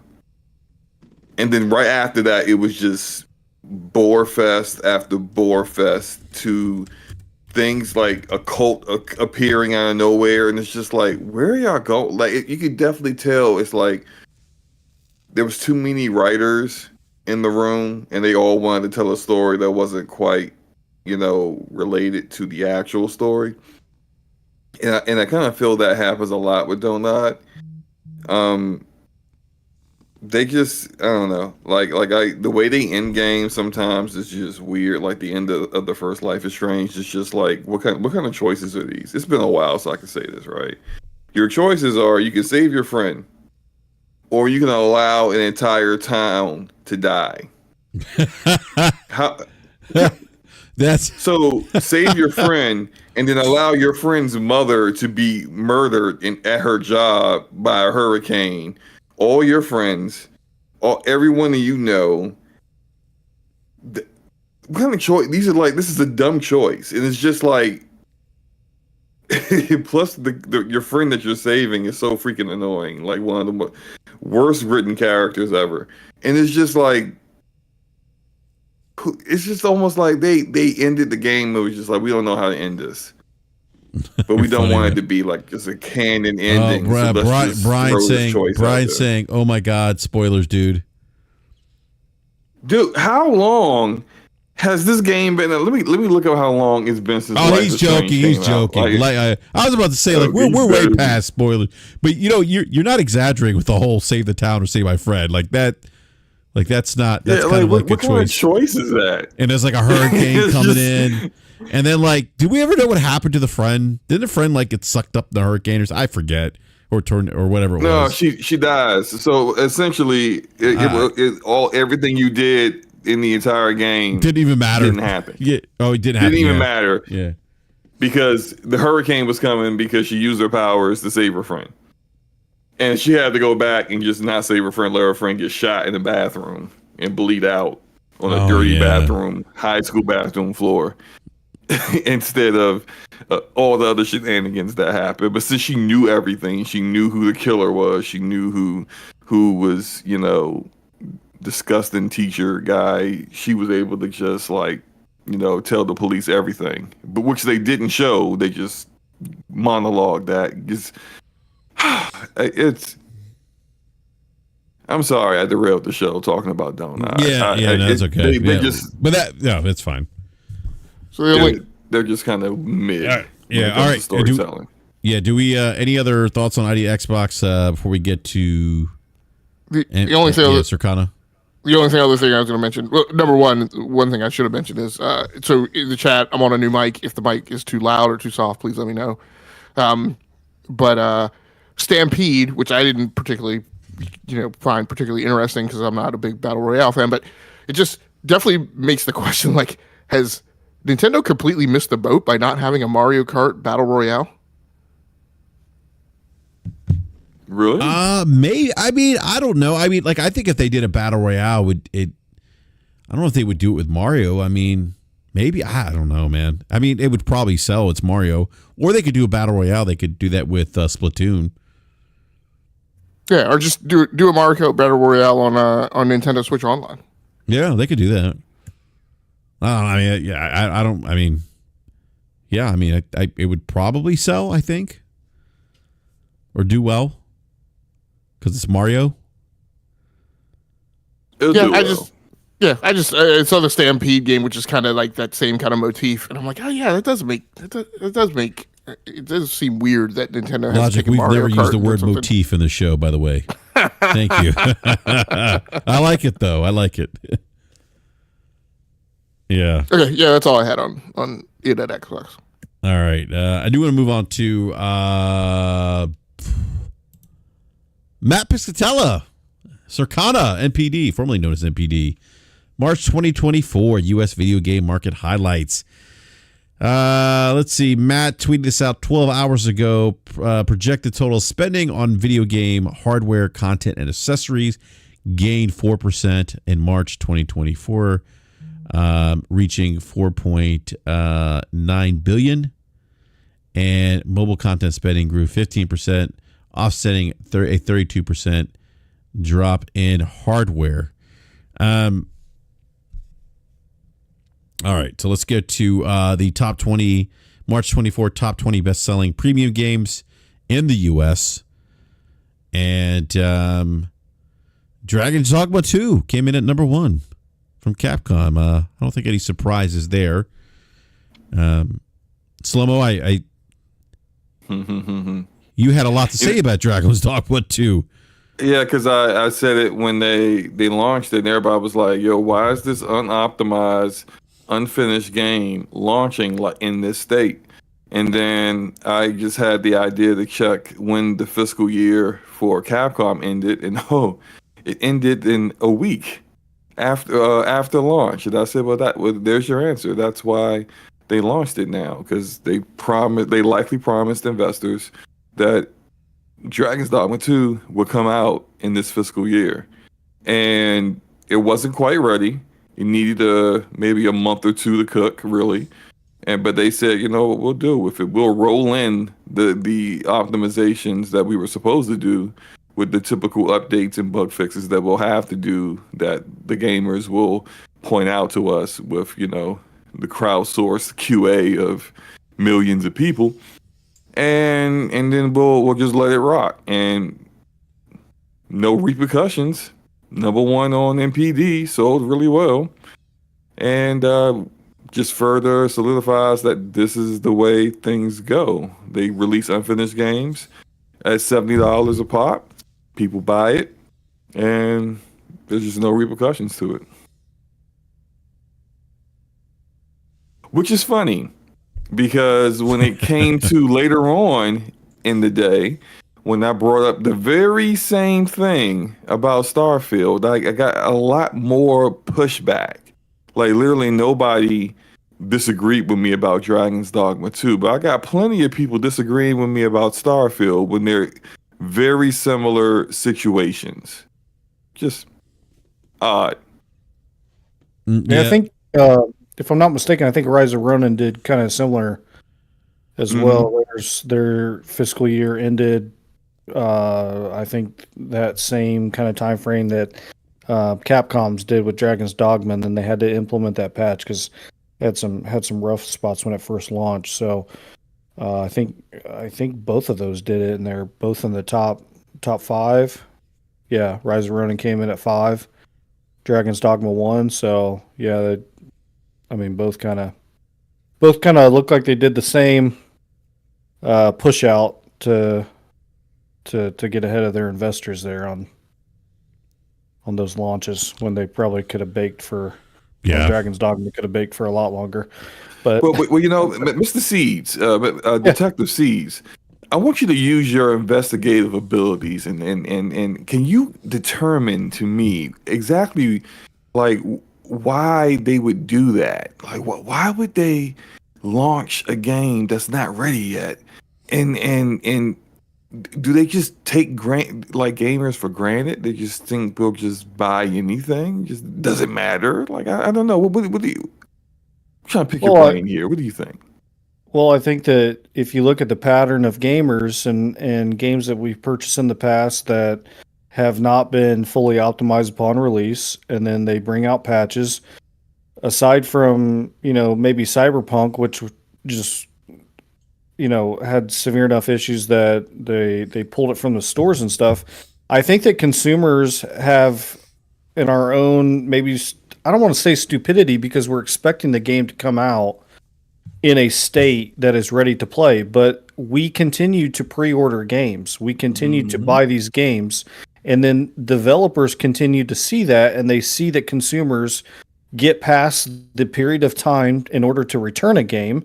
And so they continue to do that. And I think that as long as the consumers continue to put up with that in the market, the companies are going to continue to do what the market bears. And if the developers see that the market is bearing that tolerance, I guess the best word to use, they're going to continue to do that. And these two games specifically, released within that time frame, that I think that you could make a great point that, hey, both of these games released not to the best optimization that they could have been, because patches need to be rolled out over time that are pretty significant patches, especially for Dragon's Dogma 2. But they see that consumers are continuing to tolerate that with other games, and they're continuing to do that and push these games out in order to appease their shareholders and their boards. And I think they're going to continue to do that as long as consumers continue to show that they will bear that within the marketplace to a certain point. Yeah, I would even go a step further when it comes to Cyberpunk, and the only reason why Cyberpunk got pulled from one storefront is because they had the audacity to put out a public statement and tell everyone that who wanted a refund to go to PlayStation and get your refund, which PlayStation was like, excuse me? We're, even though they did allow the game to launch, even though it didn't pass certification, don't come to us and we lose our cut because you didn't do your job, and so then they pulled the game. But it's funny because like it stayed on storefronts for Epic Game Store, Steam, Xbox, everyone else, but for PlayStation they pulled it, and it was mostly it was like almost immediately after CDPR was like, go talk to Sony about that. That's just never going to fly with Sony. But I agree. This is the market and how the gamers like buying behavior has basically allowed the situation to happen. Which go ahead. So I think that's true. I think that's true at the macro level, but I think where there are some slight, I wouldn't necessarily say exceptions, but some interesting dynamics are at the micro level. I think there are breaking points for specific studios with franchises of longevity, right? In terms of like 2 decades long. Mm-hmm. I think we saw that with Cyberpunk to a certain extent. I think we saw where, people love The Witcher, they love the thing, right? But Cyberpunk 2077 was a breaking point, and had CDPR not responded, right, and that's why it got into the bathtub it got in, and had CDPR not responded the way that they did, in terms of working at that game and fixing that game and bringing it up to snuff, like it would have, like CDPR. I wouldn't say that they wouldn't have necessarily survived, but like, if CDPR had not made good on Cyberpunk 2077, I can't see their next game having a chance in hell, right, at having done well on the market. Fallout 76 was a breaking point for the Bethesda fandom, which is, in my opinion, one of the really rabid fandoms that just for decades allowed Bethesda to get away with stuff, right, and call it cute and interesting, and bugs are funny. But then, I mean, for some people, but then for other people, like I still to this day, I cannot understand, because when the iterations of Bethesda games came out and they had game-stopping bugs where like your game save would get gobbled or you couldn't progress, those were on the versions that were on PlayStation. And I've never understood why that base is so forgiving of Bethesda games and wants them back. Because when Microsoft picked them up, I was like, if I were a PlayStation player, I would have said good riddance, But Bethesda to me is one of those companies that fans took it, and then finally Fallout 76 hits, and that was a breaking point. And the response to Fallout 76 was like statistically way worse than it had ever been for any Bethesda game. And I think we're seeing a lot of that with Final Fantasy as well, although I don't particularly think that's necessarily a quality problem. But there's just been, I mean, as I've talked about in my theory of like some of these designers and architects, the things that influenced them when they were kids and they were coming up with the ranks, and then them creating the games that they create at certain points have an expiration date on the generationality of gamers, and they apogee and then they start to fall off. That is what I think we're seeing with Final Fantasy, and what we've also seen with like BioWare and Bethesda, compounded by the mistakes and errors and missteps that they make. So overall, I agree. The market has become accepting and tolerant of broken games to a certain extent. But I would also say at the micro level, when you're a studio and you've done a certain number of things, like at a certain point, your fan base will say, okay, that's enough. Yeah, that's a great point. Yeah, I could definitely see your point there. Although I would say that, like, I would say the difference between Square Enix with Final Fantasy and BioWare is that I think that Final Fantasy 16, Final Fantasy 7 Remake, and Rebirth, all three of those are better games than Final Fantasy 15, but they are being no, they're likely will not sell anywhere close to what those games sold. And what 15 sold. And I think it's more to do kind of like how gamers who are a little bit more casual and don't pay attention to the things that we will talk about pretty frequently, they play Final Fantasy 15, don't understand the story, don't get it, and just think, yeah, I'm just not playing Final Fantasy anymore. And they just ignore the rest of those games, even though they may be better. I think I talked about this on DPS last week, maybe last week. But I was talking about like how Watch Dogs 1 came out, and that was a massive disappointment. And then what Ubisoft did with Watch Dogs 2, they made it better in every single way. And it still didn't sell as good as Watch Dogs 1. Because it, out of sight, out of mind, people just like, yep, not falling for that again. They just automatically assume that Watch Dogs 2 is the same game as a Watch Dogs 1, just a sequel. But it's better. But they don't pay attention to that. They just, when they think about Watch Dogs, they think about, oh man, how disappointed they were from what the initial announcement trailer was to what the final product was. And so I do think that's the big difference there, because BioWare is not the company that they used to be. Like their games aren't good. Anthem just wasn't good. Andromeda, Mass Effect Andromeda, massive disappointment. And so when you kind of see the drop off there, I think a BioWare kind of game could work the same way we saw that like Baldur's Gate 3 could still work. It's just gotta be quality. But kind of back to what we're talking about with you know the disappointments and gamers allowance, or like Dragon's Dogma 2 is a good game. It's a good game. The problem is that it's horribly optimized. And even with people saying, oh, it's CPU bound, just you got an old CPU, people with 3-year-old CPUs were having issues with this game. That's not the CPU's problem. That's not an old CPU.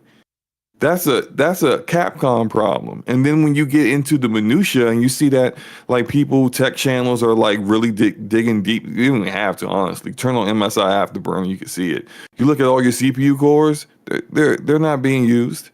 They're not being used efficiently. So even in the cities where it's more CPU bound than in the open world, it's just not an optimized game, and they knew that.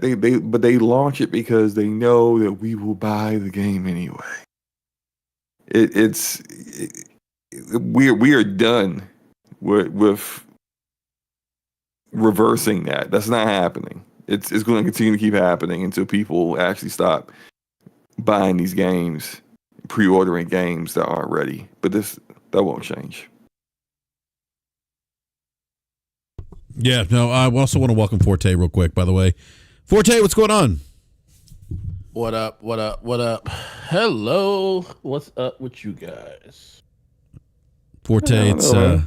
I'm glad you're awake now, Forte. Oh, was he sleeping? Mm-hmm. Did we wake him up? Oh, I was asleep. Yeah, you were 3 sleeping. hours ago. Oh, okay. Well, 3 hours ago I was sleeping. Okay. And then I woke up and had to go run some tasks, and then I just walked in the house.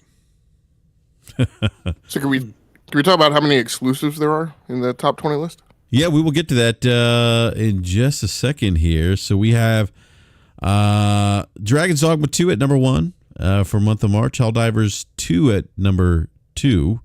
MLB The Show at number 3. Call of Duty Modern Warfare 3 at number 4. Rise of the Ronin, number 5. Princess Peach Showtime, number 6. Final Fantasy VII Rebirth, number 7. Unicorn Overlord. That's great to see Unicorn Overlord, by the way. Vanillaware at number 8. WWE 2K24. Slow-Mo's Game of the Year is at number 9.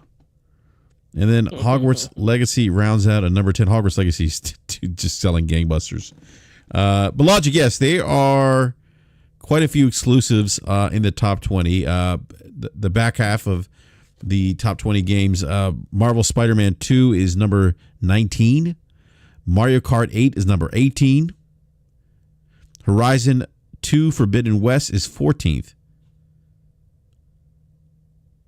So those are also the games. And outside of Final Fantasy VII, Princess Peach, Rise of the Ronin, Helldivers 2, those are all other exclusives that round out that are part of the or that are exclusive games in the top 20. So Logic, you had something to say earlier about the what was it, 7 or so games in the top 20 for the month of March.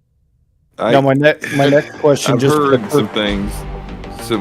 Some other games might surprise in the showcase that come out this year as well, but we'll see what happens. What other games? my I next think question. I think we'll get Clockwork in Bijou Bayou this year. Yep, my next question, because Yeah. I'm just comparing and I guess diving a little bit further into the conversation of these charts. Do we know any? I think other than maybe Stalker 2, because I don't think they own them. Do we know any other third or second, whatever you want to call it, party exclusives that they're going to have come onto Xbox so far? I know we're probably going to hear about maybe some at this showcase, but do we know any so far that are going to be coming? Because we have what, four so far from Sony so far this year Well, already. other than Stalker, there shouldn't be any. Okay, Yeah. so I mean, because according to Xbox, exclusives are anti-consumer and bad for the industry. So I mean, that's- certainly they wouldn't come to the showcase on June 9th and be hypocritical, flying in the face of what they said and do the exact opposite.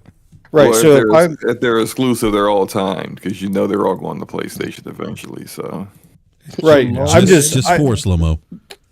yeah. The reason I'm asking these is as a consumer, like if I'm a regular, like, hey, what I'm basically trying to talk like devil's advocate. If I'm a consumer and we're looking at the hardware percentages down, I don't have them in front of me right now. I think it was down like 30% or whatever it was.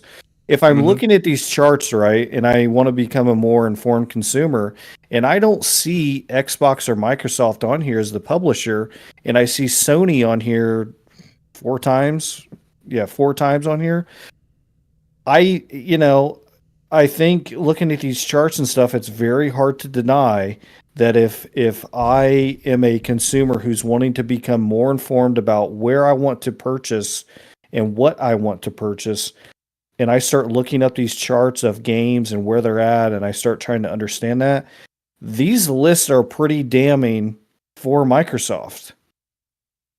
If they don't have other third-party exclusives coming up that they're going to try and rely on. Again, I've stated for many months now that they don't care about hardware, but I'm kind of trying to show guys that, like, when you look at these lists and you're somebody who maybe is still a hardcore believer in the Xbox ecosystem and want them to keep their exclusives, and you're wanting them to keep everything and still pump out these Xboxes and be, keep everything off of Sony. When you look at these lists and you look at the data on here, if consumers start to really look at this and analyze before they make their purchases, which you could argue that maybe they already are, it's very damning that within the first 5 months of the year, you're not on there once.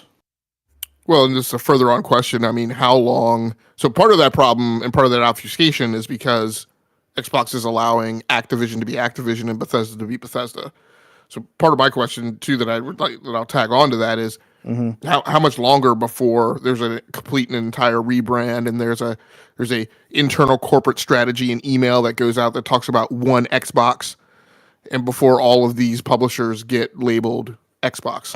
I think that's a great question. I think that's a great question to say, especially if you're looking at this data. Like I'm not saying that this is how consumers are interpreting, but I'm saying that if I were to become a more informed consumer and I'm trying to pick where I want to buy and I'm going to get the most games, and I look at something like this, say it pops up and I see Sony is on here four times, and I don't see Microsoft once, or I don't see Xbox once, I could see that the rebranding and having the publisher start to say Microsoft, or, I don't think it would say Xbox. I think they'll probably say Microsoft Games or whatever.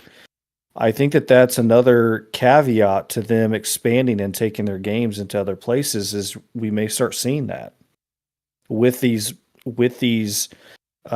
subsidiaries, if you will, that they've purchased, such as Bethesda, such as Activision Blizzard, some of these others that they bought.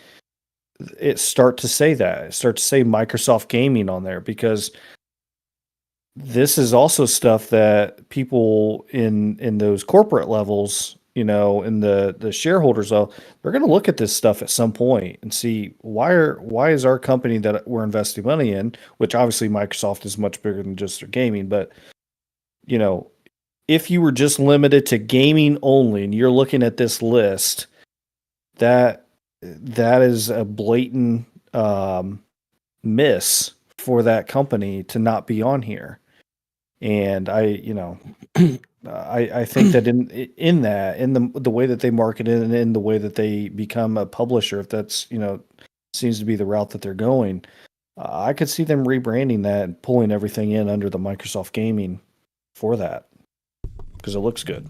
I mean, that would make sense, right? If you're a third-party publisher, why would you have a variety of different? Yeah. But then again, it's like maybe they don't care either, But that's what I was going to say. They may not. I just wanted to ask to play that devil's advocate of looking at that. But I think the easiest thing to do would be to roll it up under Microsoft Gaming, have it as one brand as opposed to multiple brands.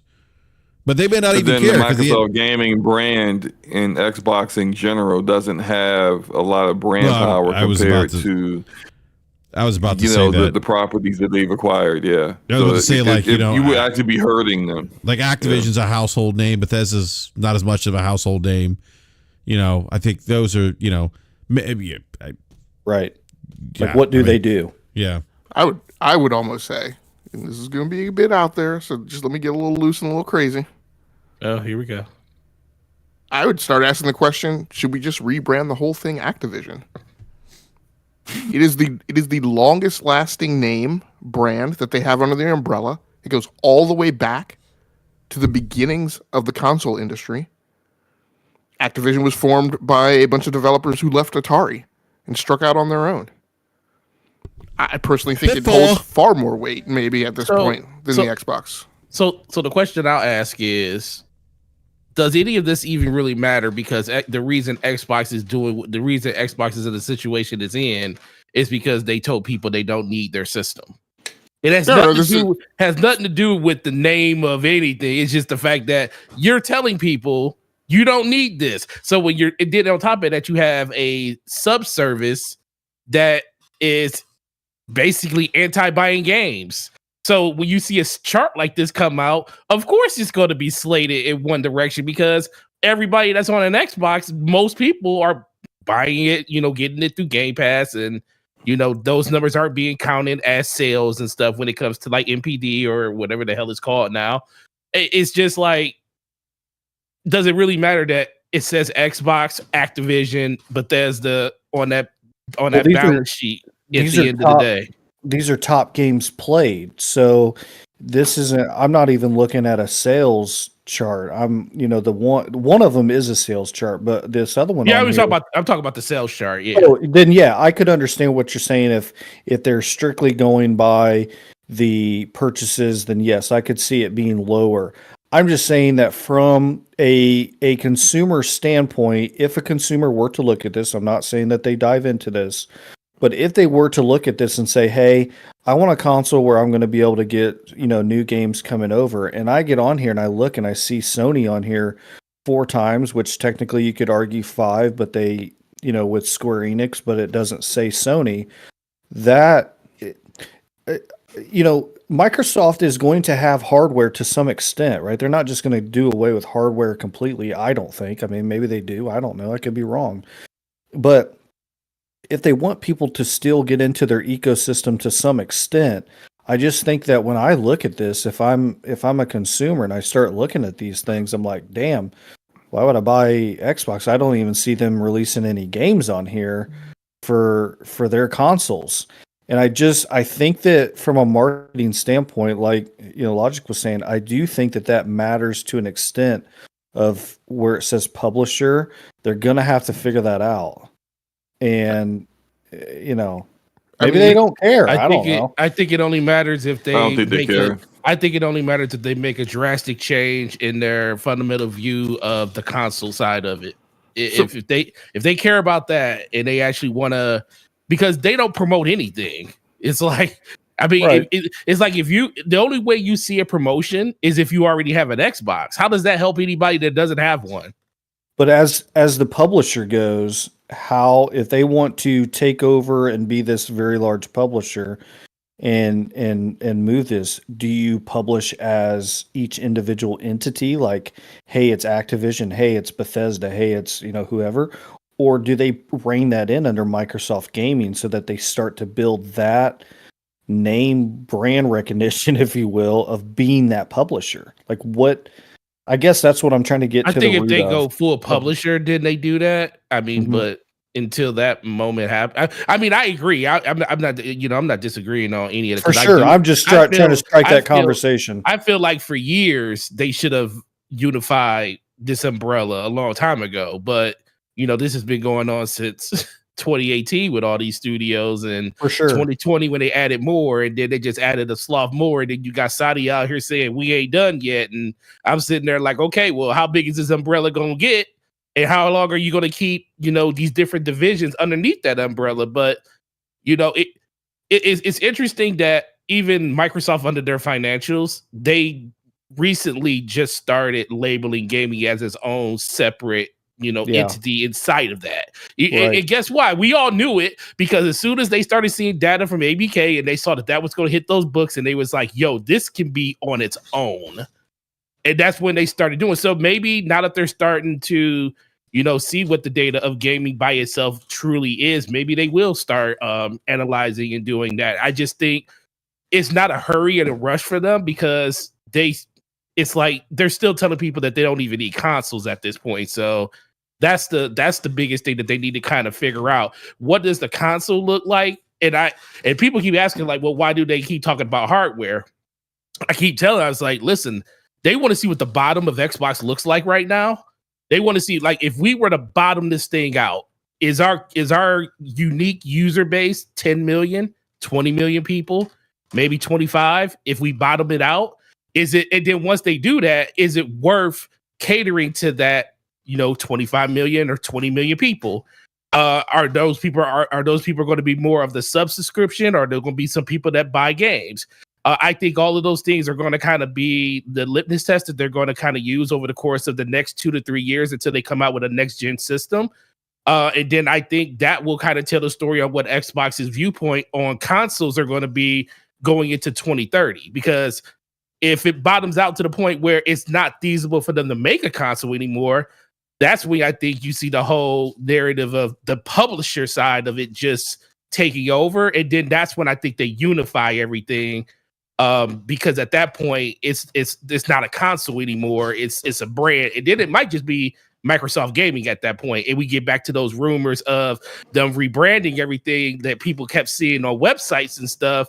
Maybe that's something that actually happens down the road if Xbox ceases to be a thing when it comes to hardware, like later on in the generation.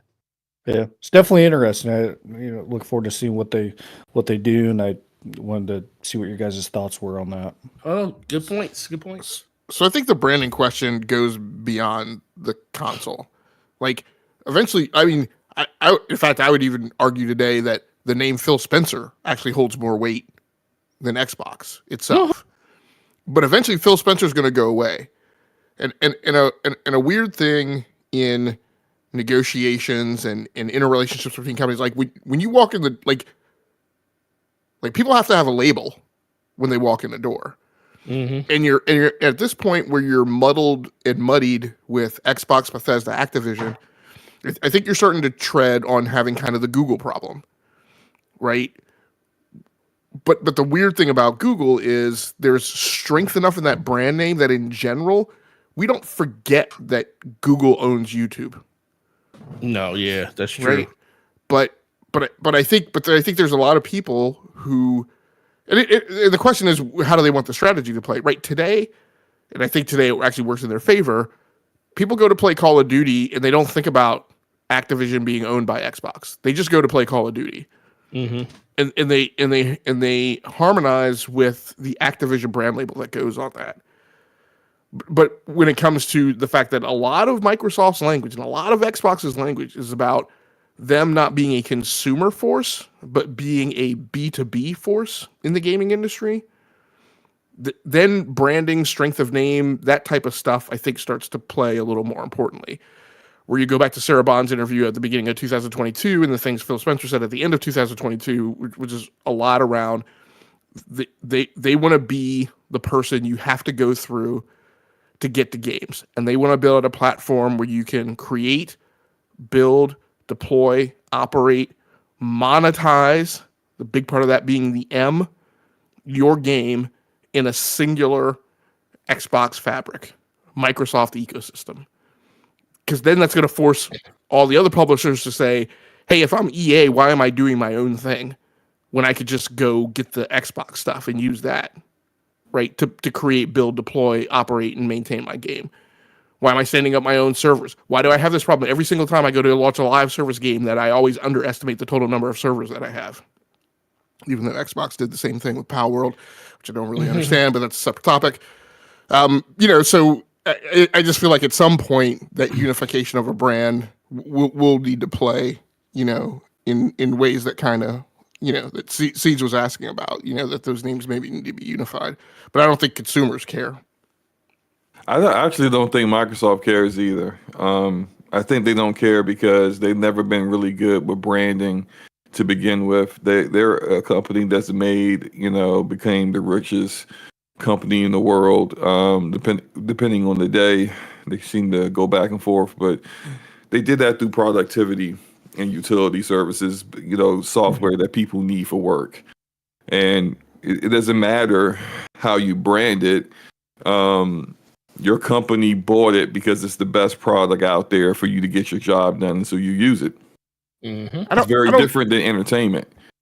In entertainment, you got to have a brand that people care about. You got to have products that make people feel something. Nobody gives a shit about feeling anything about using Microsoft Excel. But to get me to play Halo again, you got to make me feel something. And branding, I don't think they understand branding in entertainment at all. And I think they're finally getting that, and they don't care. What they care about is acquiring things that other people have already built up. Call of Duty, they didn't build that up, but they acquired it, and now they're reaping the benefits of it. That's what I think they're going to do going forward. It doesn't matter if you know that Microsoft's behind it or not, because if you keep buying it, they're going to keep benefiting from that. They don't care about Xbox. They don't care about their console. They do not care about the gamers who are out on Twitter fighting tooth and nail for the honor of these executives, and they don't give a crap about none of that stuff. All they care about is making money. Mm-hmm. And that's why they're putting all their games on PlayStation and Nintendo. And to the detriment of the brand, and to the detriment of Xbox and its hardware, that console is useless. And if you still using that console in 2025, you are committing gaming necrophilia. Because it's dead. And you're playing with something that's dead. And that's going to be the future of Xbox. And they know that. And they don't care. Because what they believe is going to be more profitable for them is to put their games on platforms that are bigger. You got to read Gregor Von Doom's comment. Absolutely, Gregor. so I don't necessarily disagree with you, Slomo, on the impact of it or the causality of it. The only thing I'll point to is just their historical behavior. Mm-hmm. And what has gone over the last decade is all of the stuff that was its own stuff has been renamed and rebranded as Microsoft. So it used to be Office 365. It's now Microsoft 365. Mm-hmm. It used to be the Windows Store. It's now the Microsoft Store. So they have gone through under Satya over the last decade and taken like the Windows name used to be more important than Microsoft, and that has been subdued, if not entirely eradicated, in favor of Microsoft. So there has been a conscious effort by them to go through and do that rebranding. I don't necessarily feel like the best thing for them to do is to go in this direction of calling stuff Microsoft Gaming. I don't know that that's the brand name that would hold the most weight, but they have paid attention to how their name plays in, like I said, it's less of a consumer facing thing and more of I think a negotiating power thing, a brand recognition thing, a power move thing. It's the equivalent of, wearing your red shirt on the first day at a new job, right? But like I said, I mean, who knows how it'll turn out? Do they just keep the Xbox name just for the fact that it is a 20-plus-year-old name at this point, even if they don't have the console at some point? I just, so I was on, was I on GCP Saturday?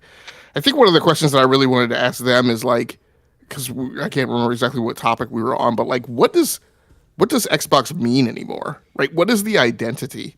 And I just don't know that it has one, and I don't know that it has one that is not synonymous with bad juju, right? Like at this point, I would say Game Pass. Yeah, I mean, at this point, do you just slowly let that name like fade into the background and in favor of, a brave new world and a new direction that you're heading in? I just don't know. Like, again, I mean, and I was a diehard, in the Xbox 360 era, and probably for a long time after then, that Xbox meant something, and, T-shirts and blah, blah, blah. Like, I just don't know how much weight it holds anymore beyond people who remember the peak and hold on to that vision. But if you stop people on the street today, if you went out and did one of these like reality shows or game shows or whatever, and stop people on the street and ask them, does that name resonate with them, or is it just subdued under PlayStation and Nintendo? I don't know that a 20-year legacy. I'm really trying to like depersonalize like this question because it means something to me. Right, but I just don't know that it means something. I don't know that it means something to the world.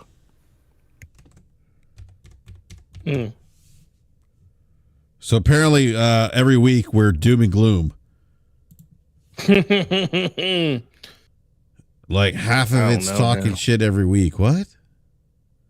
I actually thought this was a very good conversation, especially talking about like how it's perceived to consumers.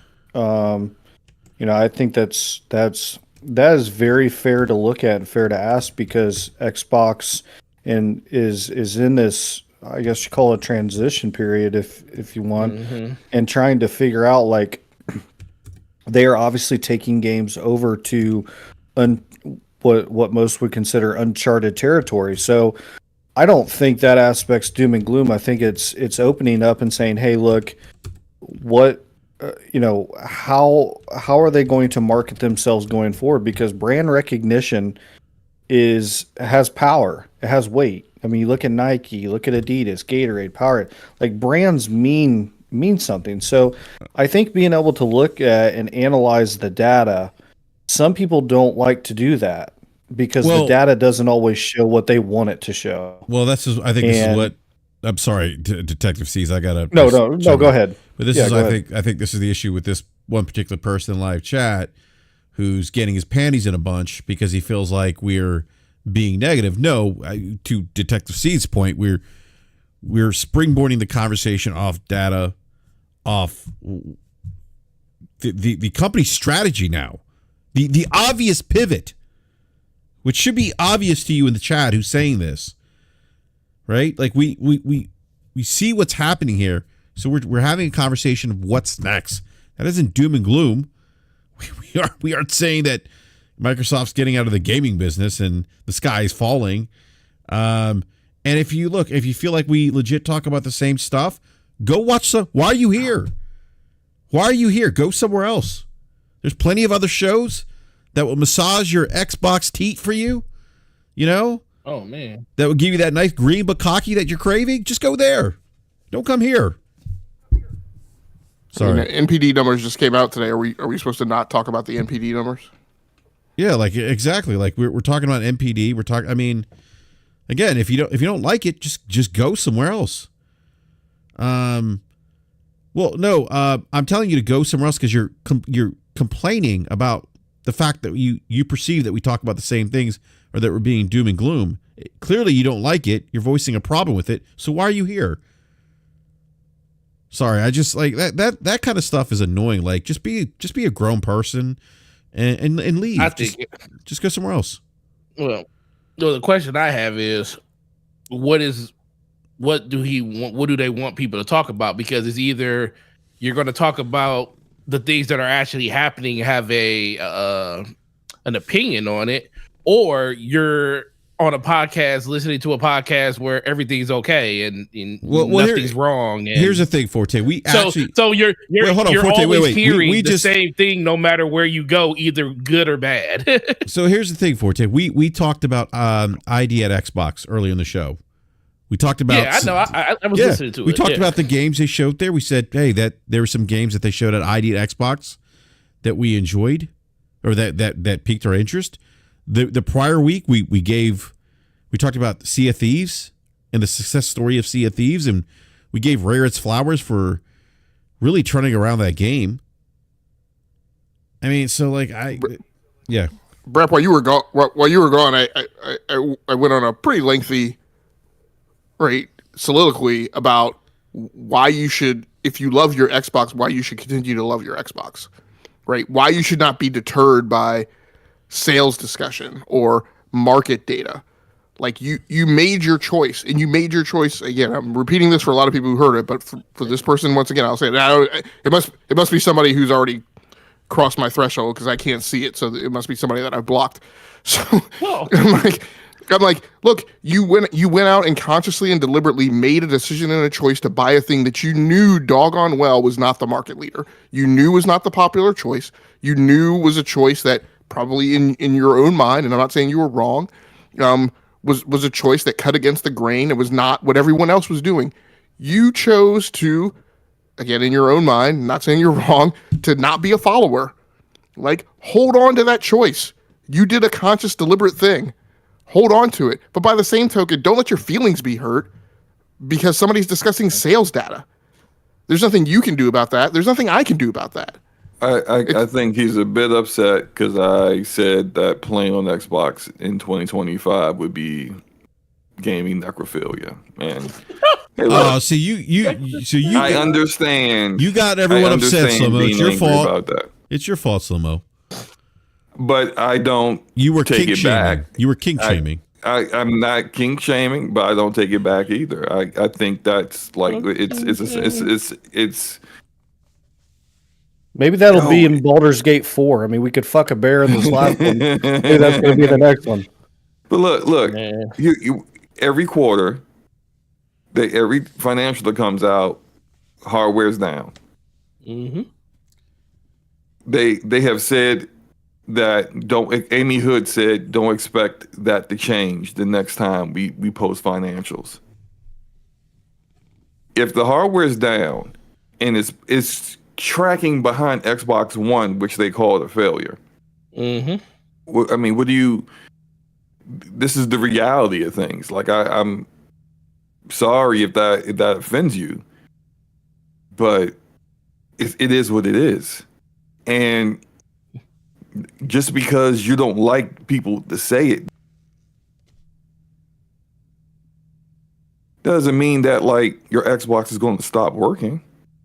But as time goes on, doesn't mean you can't enjoy it. Exactly. Yeah, doesn't mean you can't enjoy playing whatever games that you're playing on. They ain't gonna stop working.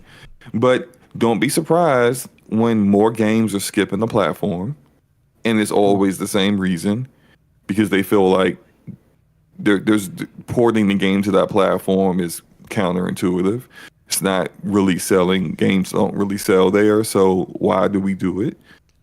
Don't be surprised when PlayStation finds it easier to money hack games away from that platform as well.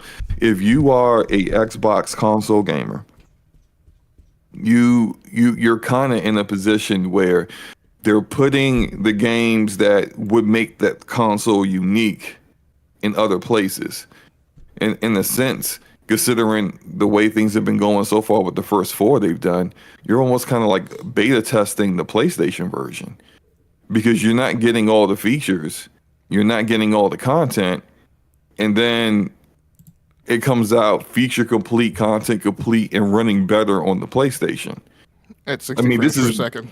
Yeah. This is what we've seen so far.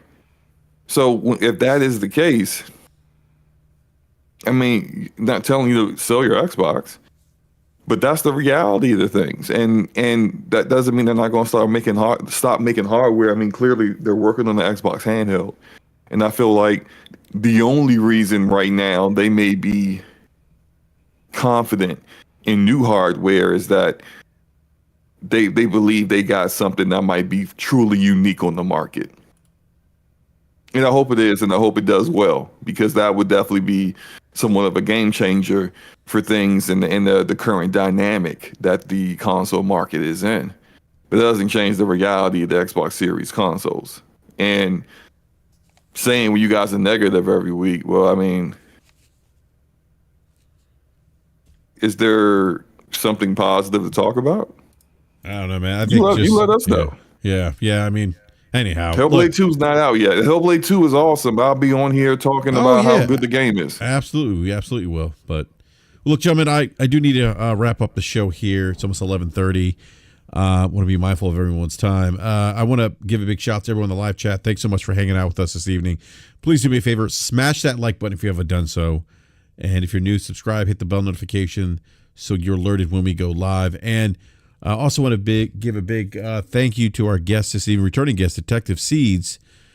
Detective Seeds, if I'm assuming you want to be found. If you don't, I understand. But if you do, let everyone know where they can find you.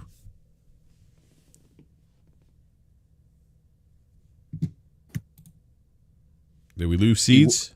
He walked away during his shining moment. I think we lost. Yeah, I think maybe he walked away. All right. Forte, Slow-Mo, you guys have a show tomorrow, DPS podcast. Where can people catch sir. DPS podcast, Damage Per Second podcast, starts out on my channel, ends on the DPS channel, 9 p.m. Eastern Standard Time tomorrow. Come check us out. Go have a good time. I didn't know we had a podcast tomorrow. News to me. I'm not surprised. Yeah. It'll be fun, though. You didn't know? No, I knew. I don't know. I think you may have forgotten. Oh, what day it was. Me forgetting would have been not showing up to the show tomorrow. Does that ever happen, Slow-Mo? No, not where I have. Almost. Oh, on both sides. Nah. Yes. No, yeah. Somebody walked into the Discord at 9:01, 9:02 before, just like I have. I didn't forget. Yes, we both. I was just busy. I didn't forget either. So you said, "Oh, you definitely, you I've definitely never a few forgot. times you forgot." I never forgot the show. How that's disrespectful. All right, looks like okay. It looks like Detective Seeds Discord shows my mic live won't work. Okay, yeah, we're having some Discord issues. Then, all right, so I'm going to drop a link here in the live chat for Detective C's YouTube channel. Please check out his YouTube channel. Great content there. He does a lot of platinum trophy hunting videos, also does some game reviews, but the link's in the live chat. So thank you again for joining us, Detective Seeds. Sorry about the difficulties that we're having here on Discord. That's unfortunate, but always a pleasure having you on. I can't support that man's channel. He doesn't look for achievements. He looks for trophies. Oh boy. I'll just talk. Yeah, man. And then it's actually a really good channel. Yeah. No, it is. It is. Yeah. And then Game Logic. If you want to be found, everyone they can find you as well. Now, I'm going to use my time to outro 3 things that I've put in the chat. I just want to mention them in case people missed them. Again, going back to, the love your Xbox despite whatever's going on. Look, despite being burned by the Sega Saturn, I bought the Sega Dreamcast. It is my probably number 1 console that I've ever owned. Loved it until the end. Even though both when I owned the Saturn and the Dreamcast, we were hearing all the things about Sega giving up on the Saturn early, Sega getting out of hardware. Love what you love. And don't allow yourself to be made angry by people just talking about data. That literally makes no sense. BlackBerry, Lazaridis refused to acknowledge what was going on with the iPhone for years, right? While BlackBerry market share just dwindled to nothing. And I stayed on a BlackBerry until it wasn't available anymore, or until they moved it to Android. It didn't make sense because it wasn't a BlackBerry anymore. Love what you love. These are discussions that are going to happen, because some people are into these conversations of discussing this data. Like, stop taking it personally and letting it hurt your feelings. Life is too short. Well said, Logic. Well said. Yeah, that's it. I mean, you're 110% right. I mean, enjoy it. If you enjoy it, don't, and the other stuff shouldn't matter. Oh, my last little bit, I put it in the chat, but I will mention it. A couple people have asked about mics. I'm on the Elgato Wave 3 tonight. It's a great system. Has an embedded mixer. Doubles as basically an Elgato Wave XLR, just all in one. That's what I have. It is a wonderful mic. Yeah. And I've tested like probably over 30 mics. It is a great mic. Can you repeat that for Forte? Because Forte, when I got the same mic that you have, Forte was all like, "Why do you keep buying these trash USB mics? I didn't say that. Why don't you spend $500 on a Shure XLR like I did, Slow Mo? Why don't you just go? Why don't you spend $1,000 on audio equipment to sound 2% better, Slow Mo?" This is what he said to me. I'll give Forte a little look. I am built and think that way too. Like, I bought the Elgato Wave DX first because it's an XLR mic, and in general, I'm just dispositioned to always believe that an XLR mic is going to be better. I mainly got this one just because I kind of like the white design, to be quite honest, but also because I skipped the first 2 generations and I wanted to try it out. So I am amazed and surprised that a USB mic sounds as good. So I can't fault Forte for not thinking that it was going to go that way. I can't fault him because I've been told him that there are some USB mics that are very good, but he be hating. No. I actually told him he should, if he wanted to go with I even told him if he wanted to go with a USB mic. I didn't say he had to go with a Shure. I said you could have went with the Beacon Mix mic, because the Beacon Mix mic is USB interface, and you get the interface that actually integrates all your sound right through your PC, pretty much just like the Elgato Wave does. And you pay like $100. I think it's like $100 more than the Wave with everything else all together. So I gave him. I mean, the Wave software is great. The Wave software is great. I can use any kind of like outside sources for like sound, like compression and noise gates and all that other stuff. And you mix minus and everything. Yeah. Well, it's a lot better now. I don't have a problem with it. Listen, buy what you buy. Just like, no, it's trash.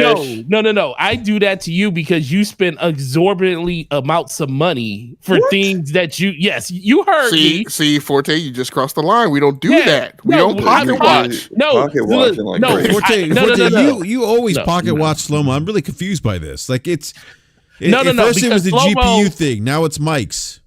No, because there's Slow-Mo. No, because this is the thing. Slow-Mo be complaining. No, this is the thing. Slow-Mo be complaining about the prices of this stuff sometimes when it comes to especially the GPUs. But then he goes out and buys 2 GPUs in the same generation. That's where my problem with Slow-Mo is. He talked about how expensive it is and how NVIDIA needs to get their crap together. But then he goes out and buys 2 GPUs. You're pocket watching. No. I'm going off of the fact that you said one thing and then your pocket did something completely different. That's all I'm saying. I'm not hating on your pocket. You can do whatever you want to do, but you can't come out here and tell people and live on this ledge that NVIDIA needs to do this and NVIDIA needs to do that, but then yet you do exactly what they want you to do. Spend your money. I have bought NVIDIA GPUs, AMD GPUs, even Intel. Mm-hmm. I bought that ARC GPU that barely had any drivers. But we ain't talking about anybody else. We're just talking about how you complain about NVIDIA. That's what we're talking about. All right. Well, so keep the main thing the main thing. But I'm glad that your mic is working great for you because that's all that truly matters. And the thing is, you asked for my opinion, and I gave you my opinion that you should go XLR, but you decided to go with the Wave, and you sound amazing and you sound great, and I commend you because you spend a lot less money than most of these people out here. And just to let you know, I was one of the first people to have the setup I had. I need to wrap it up, son. So everybody that has what I have got it after I did. So I didn't follow anybody. Just to let people know. We're gonna wrap up the show now. BRAP has a early flight on Emirates, first class. Going? So I will catch you guys later. Thank you, everyone. You going to Dubai? Yeah, I'm going to Dubai. Thank you everyone for watching the show. We'll catch you next time.